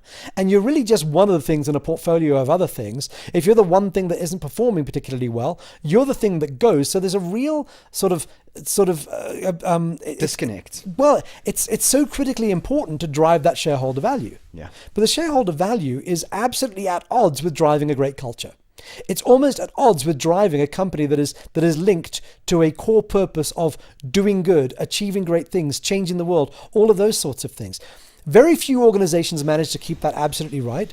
One of them, I would argue, was Apple, and largely it was because the culture personality of Steve Jobs was so overpowering that he was able kind of to do whatever the hell he wanted, and shareholders just bowed down and said, yes, Steve, go ahead and do that. Yeah. But the question is, would you want to have worked for Steve Jobs? I mean, he was a narcissistic, choleric lunatic. Well, I think there's an argument to be had for that. I'll tell you a funny story. I have this. Occasionally, I lecture at Wits Business School, and as part of the international MBA program, and I have this one slide that I put up once just because I was trying to make a point, but it led to a whole debate, which turned out, again, it's kind of like my children in a sandpit slide. Yeah. And it's a slide with, it's a picture of Sol Kerzner and Gordon Ramsay at the opening of the Maze restaurant, or whatever restaurant it was, Ramsay's restaurant at the One and Only in Cape Town. So they were both there for the opening. And it's a picture of, Gordon Ramsay pouring a glass of champagne for Sol Kerzner, and they're both smiling. And it's quite interesting because they both look so nice. They look like such nice people. Of course, Gordon Ramsay's got a show on TV called The F Word. F stands for food, but it could just as well stand for the other thing, because we all know what he's like. Yes, and if you were to worship, listen to me, that's exactly the word. Yeah. If you were to learn from Gordon Ramsay, there's a few things that you'd learn, I predict. The one, you'd learn how to run a great kitchen. Yes. I mean, it would be precise. It would be clean. It would be fluid. It would be efficient. It would be amazing. And you'd learn how to put together amazing food. But if you're attentive and you're malleable enough, you probably learn how to be a bully. Yeah. And the same thing goes for Sol Kerzner. If you work for that guy, I'm sure you'll learn how to scale stuff, how to have big visionary thoughts, how to turn something into nothing, and how to sort of create amazing high quality. You'd learn amazing things. but Sol's a bit of a two-fisted barroom brawler in his soul. You know, he's not a sweet, soft. No, he doesn't talk about his feelings. No, not really. And so the question is, would you learn to be a bully as well? And the question I put was, is this a problem? Because the answer, by the way, is yes. It is. Yes. Okay. But we can carry on being friends. But it turned out that there was debate. I didn't think there would be any. That's why it became such an interesting conversation. Yeah. It turned out there were lots of people who thought the opposite. That no, because these guys, what they do is they drive excellence. And my argument was the only reason they drive excellence is because it's Gordon Ramsay and Sol Kerzner. And Steve Jobs was one of those. Somebody who was so wildly charismatic and so uniquely, absurdly talented that them being a bully wasn't the inhibitor that it should have been. Yes, absolutely. But that's all it was. So here's the flip side, though. Richard Branson. Right. Not a bully. I don't know. I mean, I don't hear that either. From what I understand. That's all. He doesn't have a reputation for it. I agree. In fact, he famously said that I don't care about my clients. I care about my staff, because if I look after my staff, they'll look after my clients. Yeah, and I believe that about it. I kind of believe that. He to me is that the two quintessential CEOs that I always use in my example is exactly that. Steve Jobs versus Richard Branson. Right. And both of them have changed the world. Yeah. Right. One may be arguably different to the other, but both of them have the biggest companies in the world. Yeah. Who would you rather work for? Yeah. And I do believe that the world needs these narcissistic CEOs, because I think that they drive industries and they create things that ordinarily wouldn't have been done. But I wouldn't have wanted to work for him. Well, so my argument is, all I was saying from my point of view is that I think the fact that Sol Kerzner, Steve Jobs, Gordon Ramsay are bullies is almost beside the point, because they're so uniquely talented and charismatic. If they didn't have the charisma and it wasn't backed by talent, they'd just be bullies. Yeah. And then all they are is ineffective managers. That's basically all it boils Very down much to. so. Yeah. I don't think people would learn how to do great things. I think they'd be so reviled that people would... That's where you get your saboteurs and all of that kind of thing. Which, of course, leads us on to an entirely new topic of succession planning, for example. Yes. Yes. And even a young business owner, you know, I speak to my business owners and I say to them, right, guys, succession planning, you know. Yeah. What are we doing there? And the guy's like, what do you mean? I'm like, you're a business owner. Yeah. We need to start looking at this now. Yeah. You know, what happens if? And it's not something that, I don't know why, it's not something that young business owners look at. No. Because there's such a thing as mortality motivation, right? I mean, I'm 48 years old. I don't know how old you are, Huntley, but I'm in the second half of my life. I'm 10 years behind you. Okay. So I'm in the second half of my life now. Anyway you try and shape it. Unless I live to be 120. Which means, you know, with children and with a legacy still to build and all of this kind of stuff, the amount of time available to me to get things done has more meaning than it did when I was 21. Completely. And death was a million years away. Yes. And if it even dared to try and take me in those days, I'd probably have just grabbed it by the throat and punched it until it went away. Nowadays, you know, I mean, don't get me wrong, I'm healthy and I'm strong and I feel very young at heart. But the reality of the matter is I'm in the second half. And so... to me, those sorts of things have a much greater greater resonance. But in a way, it's kind of neither here nor there anyway, because it doesn't matter if you're 21 or 71. Helicopters crash. Yeah. You know? I mean, I was just about to say, just look at our road mortality rate. Yeah. Just look at our road mortality rate. Yeah. And that should be enough for any business owner to be like, holy shit. Yeah. I better do something about this. Yeah. So pay attention. The other thing about it is even if that's not on your mind, succession planning is critically important for other reasons as well. Because, I mean, arguably one of the greatest benefits of a strong culture is that it removes friction from the organization. So we spoke about that earlier. It takes friction out of the organization, and a lot of that friction, when it rears its head, if this hasn't been done properly, it has to be dealt with, has to be assuaged, has to be massaged out by managers. So arguably, by not planning your next level of management properly, by just having a knee-jerk reaction to it, you are giving yourself a harder, more intensive job to do with every bad manager you place. Yeah. In other words, if you ever want to have a moment in time, which is probably part of the vision you had when you started a business. Yeah, to have more time. Yeah, where you're sitting on a beach in the Caribbean drinking pina coladas with Richard Branson. If you ever want that to happen, you need to be able to rely on people to get the job Damn done straight. without you having to constantly get involved. Yeah. So it doesn't make any sense to me. I mean, it's there's so much about what we do in business. It doesn't make any sense to me. I think a lot of this stuff is a lot more obvious than we think it is. Yeah. No, I agree, and people just don't look at it that obviously. You know, I mean, a company springs to mind. You know, that I sat down with them and I said to them, "All right, guys, so you've got a good Manco team, right? You've got a good Exco team." I said, "What's next?" And they looked at me wide-eyed, like, "What are you talking about?" And I said, "Are each of your managers identifying the next group that we need to start bringing up?" You know, I mean, in the Bisha group that my company is a part of, we actually have something called Future Champions, right? And it's an application you actually apply to the Manco, and you go through an interview process, and then you get put in this program, and then you get treated from a knowledge point of view like gold. Yeah. You know, we give you all this knowledge, the same knowledge that we give the leads and the managers and the exco runs right through that business, you know. So already you may not, so one thing we say to the guys is, being part of a leadership program is no guarantee that you're going to be made a leader or manager, yeah, right? But we've identified something within you that we believe is worth cultivating, right? And this is at employee level, yeah, right? That we believe is worthy of cultivating. And now you've got an exceptional influencer type employee, you've got your lead, you've got your manager, and you've got your execs, and they're all talking the same language. Yeah. Yeah. And I mean, that's a great business strategy. Yeah. As opposed to, well, what do you mean? We need somebody who will hire you. Because you know what, and it's what happens if that person gets hit by a bus story. Yeah. Because what happens? Yeah. What happens if your key manager does get hit by a bus? What happens to your business? Yeah. What do you do? Yeah. Yeah, and these are important questions. Very important questions. And it may seem a little cold to look at it that way, but I mean, it's just common sense. It is, and I think it's that maybe you've just hit on why people don't do it, because people don't want to believe that it would happen. Yeah, people believe it's bad to discuss. I mean, just think within your family. You know, when I first sat down with my family and I was like, right, guys, these are the insurance policies I've got. This is who my executor is. This is how much money you'll get. This is what I want you to do with the money. Yeah. You know, they all looked at me and I was like, guys, this needs to be done. Yeah. Do you understand that? I'm not talking about nice now. Yeah. I'm saying, what if? Yeah. You know, and people don't even go that far. I mean, I know, I speak to a lot of people. I say, have you got a will? Yeah, I've got a will. Who's your executor? No, I don't know.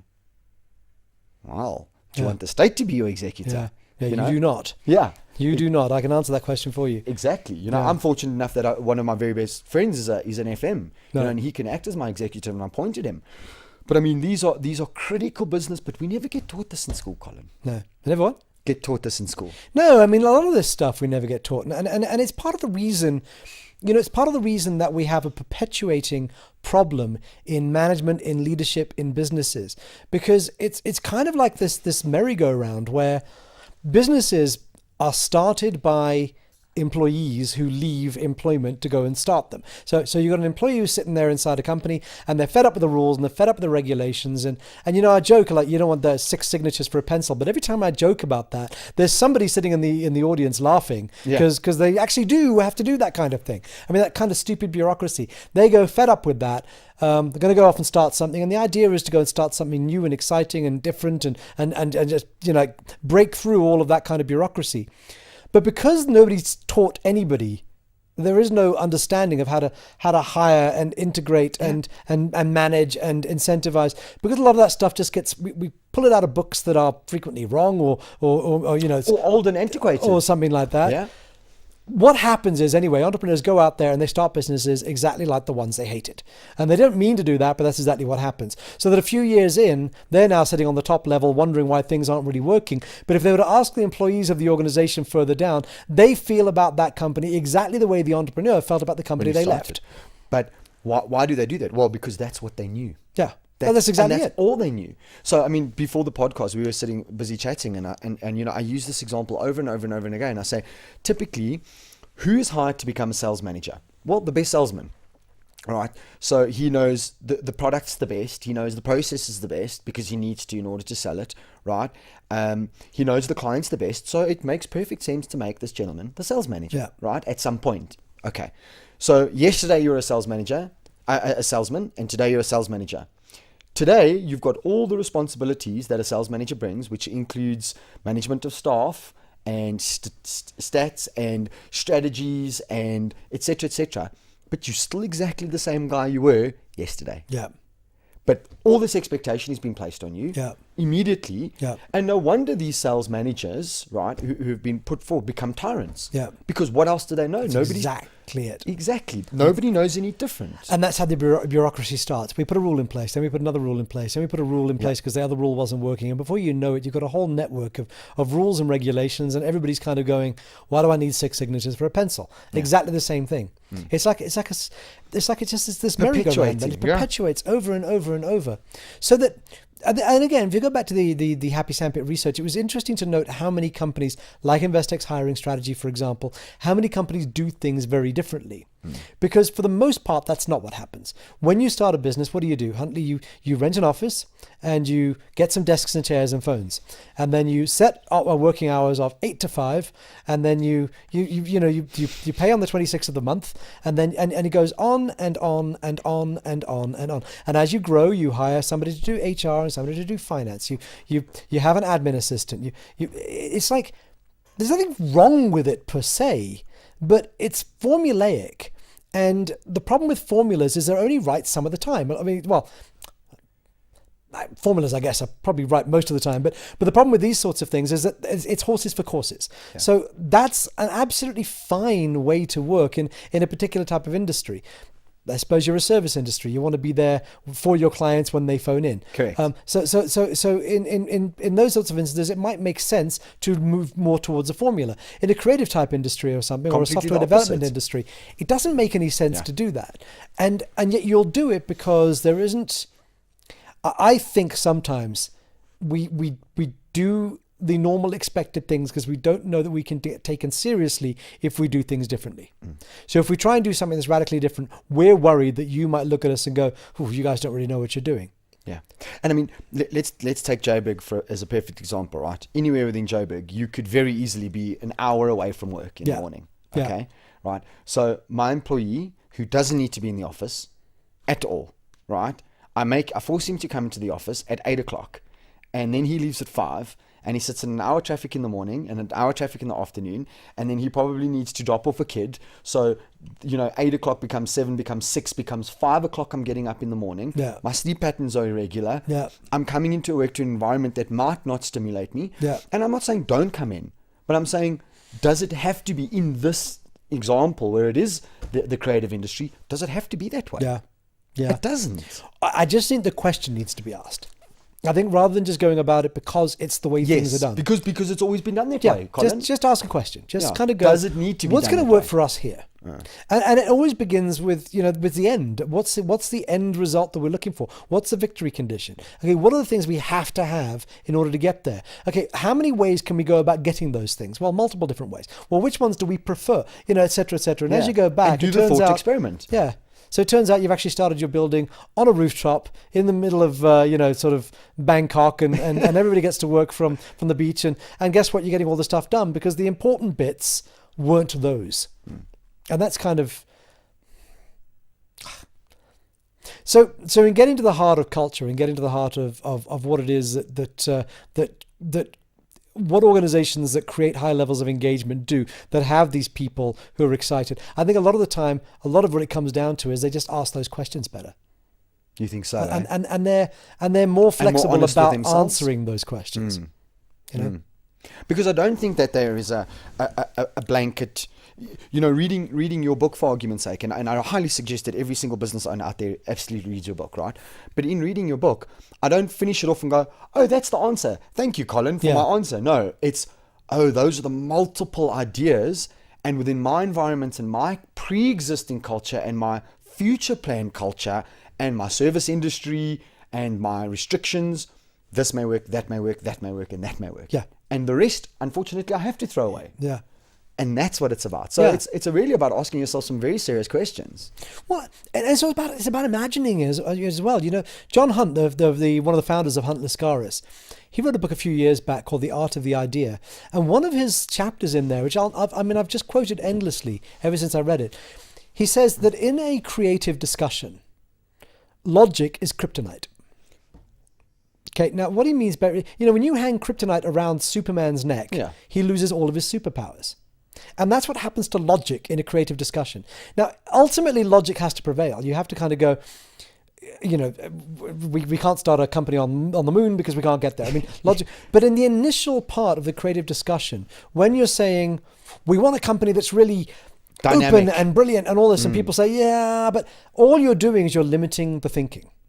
And I love that notion that logic is kryptonite. That when you're thinking of starting a business, if you are thinking of it, for the entrepreneurs out there, put away the logic initially and just, what is it you want? What is it you're looking to build? What is it that you think you need to get out of this? And then from there, what are the things you absolutely have to have in order to achieve that?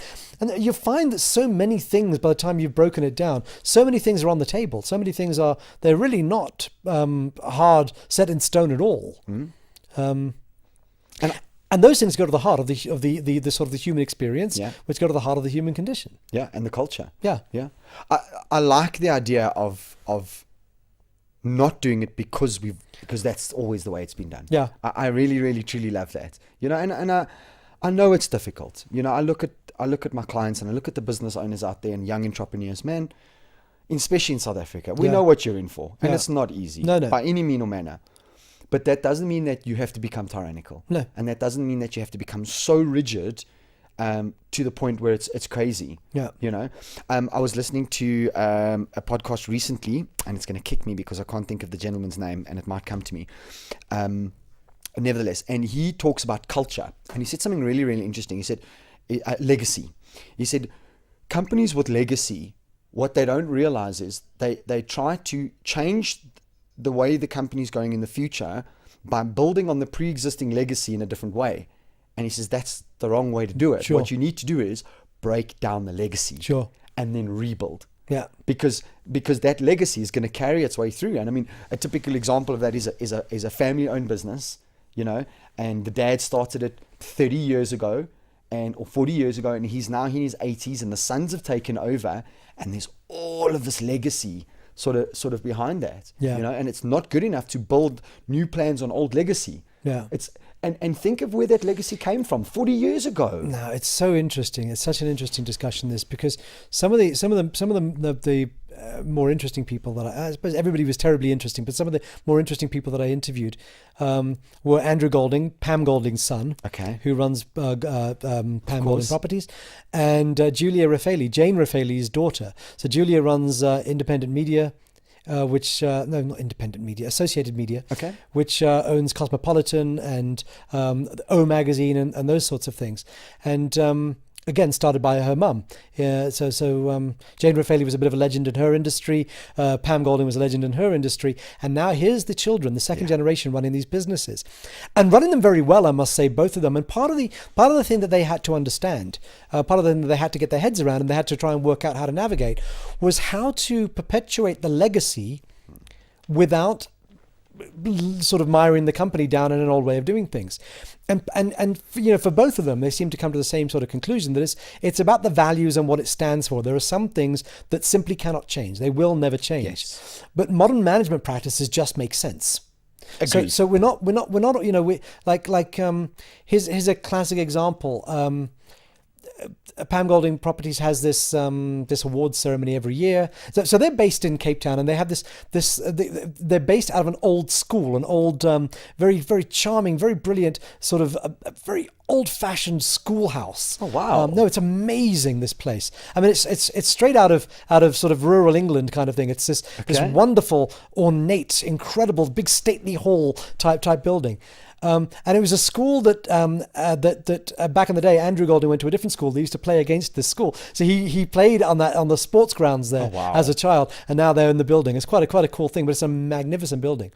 And there's lots of people who maintain the grounds. There's lots of grounds people because big sweeping lawns and all of that. Now they have this awards ceremony every single year, and it's quite expensive. It's 1,000 rand a head is what they spend on their employees. And everybody who's part of the Pam Golding team is invited to this thing. And they had this discussion a few years back about when the financial crisis hit, and they were really struggling about whether or not it makes sense to invite the groundskeepers, for example, spend 1,000 rand a head on people who essentially mow lawns. And they decided that yes, it it did, because that's part of the legacy they cannot leave behind. And the value system. That's exact. They're a family organization. Yes. And part of what Pam Golding stood for was that, and they could never lose that. And it doesn't mean, however, that they hold on to the old sort of business practices. And so, and I mean, I've got several businesses that I'm working with at the moment that are having exactly that problem, where dad is still very much part of and won't really let go, because especially, Mediterranean families, for example, you cannot trust the children. The children are 50 and married, and very experienced and educated. Very young. Yeah, but they're the children, kind of thing, and so. And if you could just get them to understand that the essential heart of the organization, the stuff that you actually care about, doesn't need to change. You don't really care about how the books are kept. Yeah. You care about whether or not people feel that customers have been treated with respect. That kind of it, you're right. Do not lose that. And even if it seems a bit old-fashioned and oldie-worldy, if it's great customer service, it's the right thing to do. I agree. I agree with you. Yeah. So it's the identification of the values and the principles of why the business was started initially, and then the rest is irrelevant. Yeah. Throw it away if necessary and look at newer technologies. But I tell you what's very interesting though. You were saying though that a while ago, this human aspect. Yeah. You know what I have found is so I grew up, my first sales manager, right, taught me how to sell, okay, when I was many, many, many years ago, right? And he taught me about body language, and he taught me about how to greet people. And he said to me, you never get a second chance to make a first good impression. All these old school sales principles, and greet the guy and looking him in his eye, and like just old school. Yeah. And then of course we've come into this digital age where a lot of the communications were more over telephone, and then I send an email, and then and that. And I believe it's swinging back though. I really do. Yeah. I see that with my clients. My clients are like, come and see me. Or I say to them, please, can I just come and see you? And we sit like old school over a desk and a cup of coffee, and we bash it out. Yeah. And I love it. I love that old school business principles, but I still understand technology and all the rest very, very well. No, but you can't take away the H to H. No, you cannot. And I think you're absolutely correct in that it does seem to be swinging that way for me as well.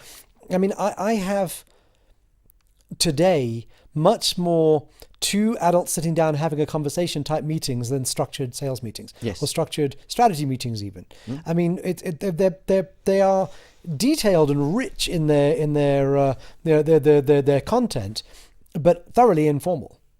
And it's almost a matter of if we can't get together on that level, we're probably not going to work together very well. Yeah, I agree. And that's just really it. I agree. And it really is. It's quite important that we have a meeting of minds. I mean, at the end of the day, this is something that's always been part of my own personal value system, my own personal culture is I don't really care how much money you're paying me. If I don't think I can help, I'd rather not do the work. Yeah. I'd rather not do it because I'd really like this to be worth something. I really would like to change the world in my own little way. Yeah. I'd like it to be profitable. But that's not, it's not, it can't be just about that because I get so frustrated, especially with larger corporates where you can extract a very sort of handsome fee to do some very detailed work over 2 days, which immediately gets discarded because they've moved on to something else or somebody left and they were the responsible person. And it drives me nuts. Yeah. It drives me absolutely nuts. I'm with you. I'll take that a step even further. I go as far as to say that when I'm sitting across the client from a table from a prospective new client, or if I'm sitting doing a business assessment with somebody, while you're assessing me, I'm assessing whether or not I actually want to do business with you in the first place. Yeah. Because why on earth? So as business owners, I've taken the exact same ethos. I don't want to go in every single day and work with an employee that I dislike. Yeah. Well, why would I take on a client that I dislike? Yeah. And again, when I speak to some of my clients and I say to them, guys, go drill down to, so I believe in the 80-20 principle, right? The Pareto principle, where 20% of your business, in majority of instances, 20% of your clients give you 80% of your turnover, right? Yeah. In the majority of instances. Yeah, sure. Okay. There's a version of that's always going to be true. So take that 80% and then culminate that down into 10% and look at those worst clients and actually decide whether or not you want to deal with them, first of all, because the relationship may be terrible. Second of all, those are typically the clients that you haven't increased for 3 years. your return on investments on their client is absolutely shot. Yeah. Yet they're the ones that take up most of your time. So what we're talking about here, I think, is that comes from experience and maturity as well. I certainly think, I always used to I always remember going back to my Dubai days now, when it was kind of still frontier town, and so especially at the mid 90s, it was the early days of the internet, so there were all sorts of new businesses starting. It's coming out of the States, producing network hardware and internet infrastructures, technology and all of this kind of stuff. And one by one, suddenly an office would pop up in Dubai. This is their sales office for the Middle East. And these guys would just fall over each other to go out and get any piece of business they possibly could. Because the attitude at the time was build something. Yes. Afterwards, you can refine it. And I think that's just for people who are listening who might be aspiring entrepreneurs. I think the ability to pick and choose is something that starts to happen once you've understood what it is that you're looking for. Once it is you've started to understand, it's not just a matter of a point of principle. It also comes down in many ways to practicality. If we're not going to work well together, we're not going to get anything done. Yeah. And there's honestly no point in us even trying. Yeah. And I couldn't agree more. But people are desperate, you see, for business. And people haven't been given, in certain instances, they've neither been given nor have they given themselves the permission to vet their clients just like they would an employee. Yeah. Because at the end of the day, I'm a consultant and you're a consultant. I see my clients typically once a week, right? Depending. Some clients I see once a month, some clients I see bi-weekly. But typically I'm seeing these guys in a year, 12 to 36 times, depending. Yeah. Right? I'm seeing them a lot. Yeah. I want that interaction to be amazing. Yeah. I want them to take value out of that. And I not just work value, but I want to be able to sit with them and have a great conversation and have a cup of coffee. And I can't add value when I'm sitting here going, I really don't want to speak to you. Yeah. How do you add value to a person like that? Yeah. No, you can't. But you're right. It is maturity. And I think, and being given the permission, because when I do speak to my clients about this, then you see some of the managers turn around and go, yes. Yeah. So I say to them, you don't get to make that choice on your own, but that most certainly is a discussion around the Exco table, right? And the Manco table, where you can sit down and go, well, do we want this client? Yeah. And you see the eyes light up. Yes, I don't want that client. So you must leave. So I was told by the CEO of a very significant business. I was working with the Exco team. I was told that my biggest gift is that I lack tact. This was in an Exco meeting where I'd shut the whole thing down and said, no, hold on, we're focusing on the wrong thing. I don't think I lack tact. What I think, though, is that I've got the ability now, that maybe the gravitas, maybe the experience, to be able to call a spade, and for that not to just be disruptive. I mean, it's and it goes to the same sort of heart of that. For me to say to a client, look, I just don't see that we have a path forward here, and I don't want to waste your time. But I just don't see how that's going to be particularly rewarding for either of us. No, look, I'm inclined to do it too. Yeah. I'm inclined to do it too. Yeah. No, I think it's a good business practice. You know what that is, though? We're going back to culture, because that's a values match or a values mismatch. Very much so. I do not see the world the way you see the world. So I'm having a problem with a client at the moment, where we're just on the. I mean, it even happens to me. We're on the edge of end of a relationship coming very, very soon, and it's purely a values mismatch. I admire what they do. I admire the way in which they've the business that has grown up around them, and I have to acknowledge that they're the ones who've driven it. But where they're going now, I absolutely do not agree with the decisions they're making around, in particular around employee engagement. I think it's the wrong route to take. And I'm not talking about an operational matter. I'm talking about a philosophical matter. No, a proper value matter. Somebody else will agree with what they're doing and they'll make it work, and they'll probably be successful. Because there isn't one way of doing things, right? There are multiple ways of doing things. Of course. But well, you can choose the Richard Branson or the Steve Jobs. Yeah. And either both of them successful. are right, but here's the choice. Yeah. Do you want to work with Steve Jobs or Richard Branson? Yeah. And that's what it comes down to. Yeah. And I think we should be mature enough as business people to turn around and go, well, I don't want to, or you know what, I do want to work with Steve Jobs. Oh, that's your choice. Yeah. If you want to. Yeah. So, Colin, quick question. I know that, and I'm going to put you under pressure here. Oh, dear. Intentionally, yes. Your next book? Yes. Okay. So the next book is called "But What If You Have to Work with the People You've Got?" Oh, wow. Okay. Okay. It actually says ... But what if you have to work with the people you've got? Okay. So Happy Sandpit, How to Build a Happy Sandpit was a book about, not quite an ideal scenario, but it assumes that you've got lots of choices. Yes. So we're going to hire people correctly. We're going to do this. We're going to do that. But what if you're the manager in the middle of it all who's suddenly inherited a group of people and you've got to achieve an objective? Now, very often in corporate, the response is can't be done, or it's such a lackluster response. I mean, the first thing you're doing is you're on the back foot, and you're trying to find ways to cover your ass for not achieving, as opposed to just achieving. Agreed. And I've had this observation that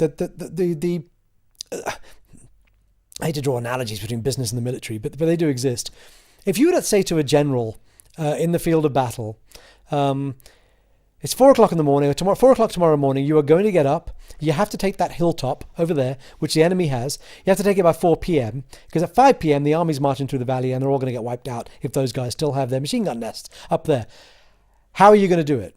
And you look back and you say, well, I've got 600 guys, I've got 2 helicopters, 4 tanks, 4 jeeps. The corporate response would be to say, we need to analyze this more, or we need more resources. The military response is you haven't got time or people. How are you going to do it? And you just have to get creative about how you're going to get stuff done.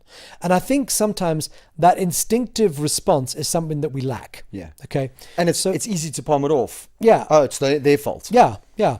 So this is a book for managers. Understanding that there is an objective they have to reach. There is a result that has to be done, that has to be achieved. It has to be achieved with what you've got. Now, you've got to work with this now. What are you going to do? How do we get the most out of people? How do we create the structure without spending a lot of money, without being able to go back to a white slate and restart? Sure. How do we get this? So again, it's a research-based book. I've been interviewing. It's taken a hell of a long time for this one to move along because writing a book is something that it's wonderful to have the book out. The writing process is incredibly traumatic and frustrating and difficult. I can only imagine. Yeah. So, but that'll be out mid-year. I famously said listen to me, but I said to John Vlismus last week, I said to him, I secretly want to be a comedian. And he's like, oh, you should come. I said, no, you don't understand. I secretly want to be a comedian because I want to have the power that a comedian has to change things. And they have a creative license that is different to you and I. Yeah. Okay, they can say things that you and I can't say. Yeah. And I'm going to say this to you now. I secretly want to be an author. But I just don't know if I'm willing to have the time the effort to actually put in the work, because you see, unlike other people, I know what it takes. Yeah. To be an author and to write a book is no mean feat. Yeah. No, it's I mean, especially if you want to. So I believe in doing things thoroughly. That's just how I am. So I've probably got enough ideas in my head right now, that I know I have, to be able to write this book and it for to be real and to be interesting and so on. But I think those real world stories, those real world examples, just add so much richness to it. The truth of the matter is, it's all well and good. This is what Colin thinks. But what about everybody else? Let's take a broad picture at this, and so anyway, so it's been in the pipeline for a long time. So How to Build a Happy Sandpit was out November 13, was updated in July 15. That was the second edition. Okay, it's probably due for an update, but I doubt it's going to get one. I think because you need to focus on the yeah, it's kind of moved along. Okay, I mean, I have ghostwritten 2 books in the meantime for another guy in the UK that I've been working with. Oh wow! So. There's a couple of books out that have my words but not my name on them. I've got you. It's not like it's been a creative writing drought. But the funny thing is, I'm at the tail end of writing one at the moment, ghostwriting a book, the second one for this guy, and I really have got the bug. I mean, I've really got to get straight onto mine and get this. Yes, while the momentum out. Yeah. While the momentum is still there. Yeah. I've got you. And Colin, if people want to, I mean, obviously your book is called How to Build a Happy Sandpit. Yeah. Colin J Brown. That's it. But from a social media point of view, or from a website point of view, from a consulting point of view, how do people get hold of you? So there's several ways. The website is happysandpit.com. Mm-hmm. So you can reach me through the contact form on that. The email address is colin@happysandpit.com. So that's reasonably easy. That's COLIN, the old spelling. Yes. You can reach me on Twitter on Colin J Brown, @Colin J Brown. Okay. LinkedIn, I mean, you'll find me on there. You'll find, you can inbox me there. I mean, there's lots of ways to get in touch. Yeah. And my cell phone number, right there. My home address? You almost got divorced. Yes. Again. But Colin, listen, mate, it's been such an absolute pleasure. I'd love to extend the platform to you. Once the new book is out, get hold of me. I'd love to have you back on. I'd love to discuss it. What we'll do is as soon as the new book's out, I'll first read it. Yeah. See if it's any good. But what a pleasure. No. I mean, what a pleasure to be able to read that book. I'm sure it's going to be just as good as the first one. Thank you. I highly recommend your book. I mean, it's changed, massively changed the way I understand business, and for the positive, most certainly so. Great. That's so nice to hear. Thank you for saying that. And I really appreciate the opportunity to be on this with you. Wonderful. It's good to see you again. It is good to see you again too, Colin. Yeah. Wonderful. Thank you very much, Colin. And for all the guests, so long and thanks for all the fish. Cheers, guys. All right, guys. Sure. I hope you enjoyed that as much as I did. It was a real pleasure to sit down and pick Colin's brain. As you can hear in the podcast, the level of detail that he went into in terms of forming his book was just mind-blowing. And I mean, like I said, guys, I've read his book maybe 5 times, and it's really added such value to my business and to my life. And I'm really appreciative of him coming on the podcast. As always, guys, this podcast is brought to you by main equipment sponsor Jared Smith. And he's also the Thought Lab sound engineer. If you haven't heard our podcast, which is episode 15, go and take a listen, man. It was really amazingly fun and laughs from the word get go. Also brought to you by Teletrack, where we recorded this week's podcast. And thank you to the guys there for all your assistance and for believing in what I'm doing. I really, really appreciate it. And you can check them out at www.teletrack.com. That's TELLYTRACK.com. All right, guys, have a wonderful week. Chat to you next week. Ciao, bye.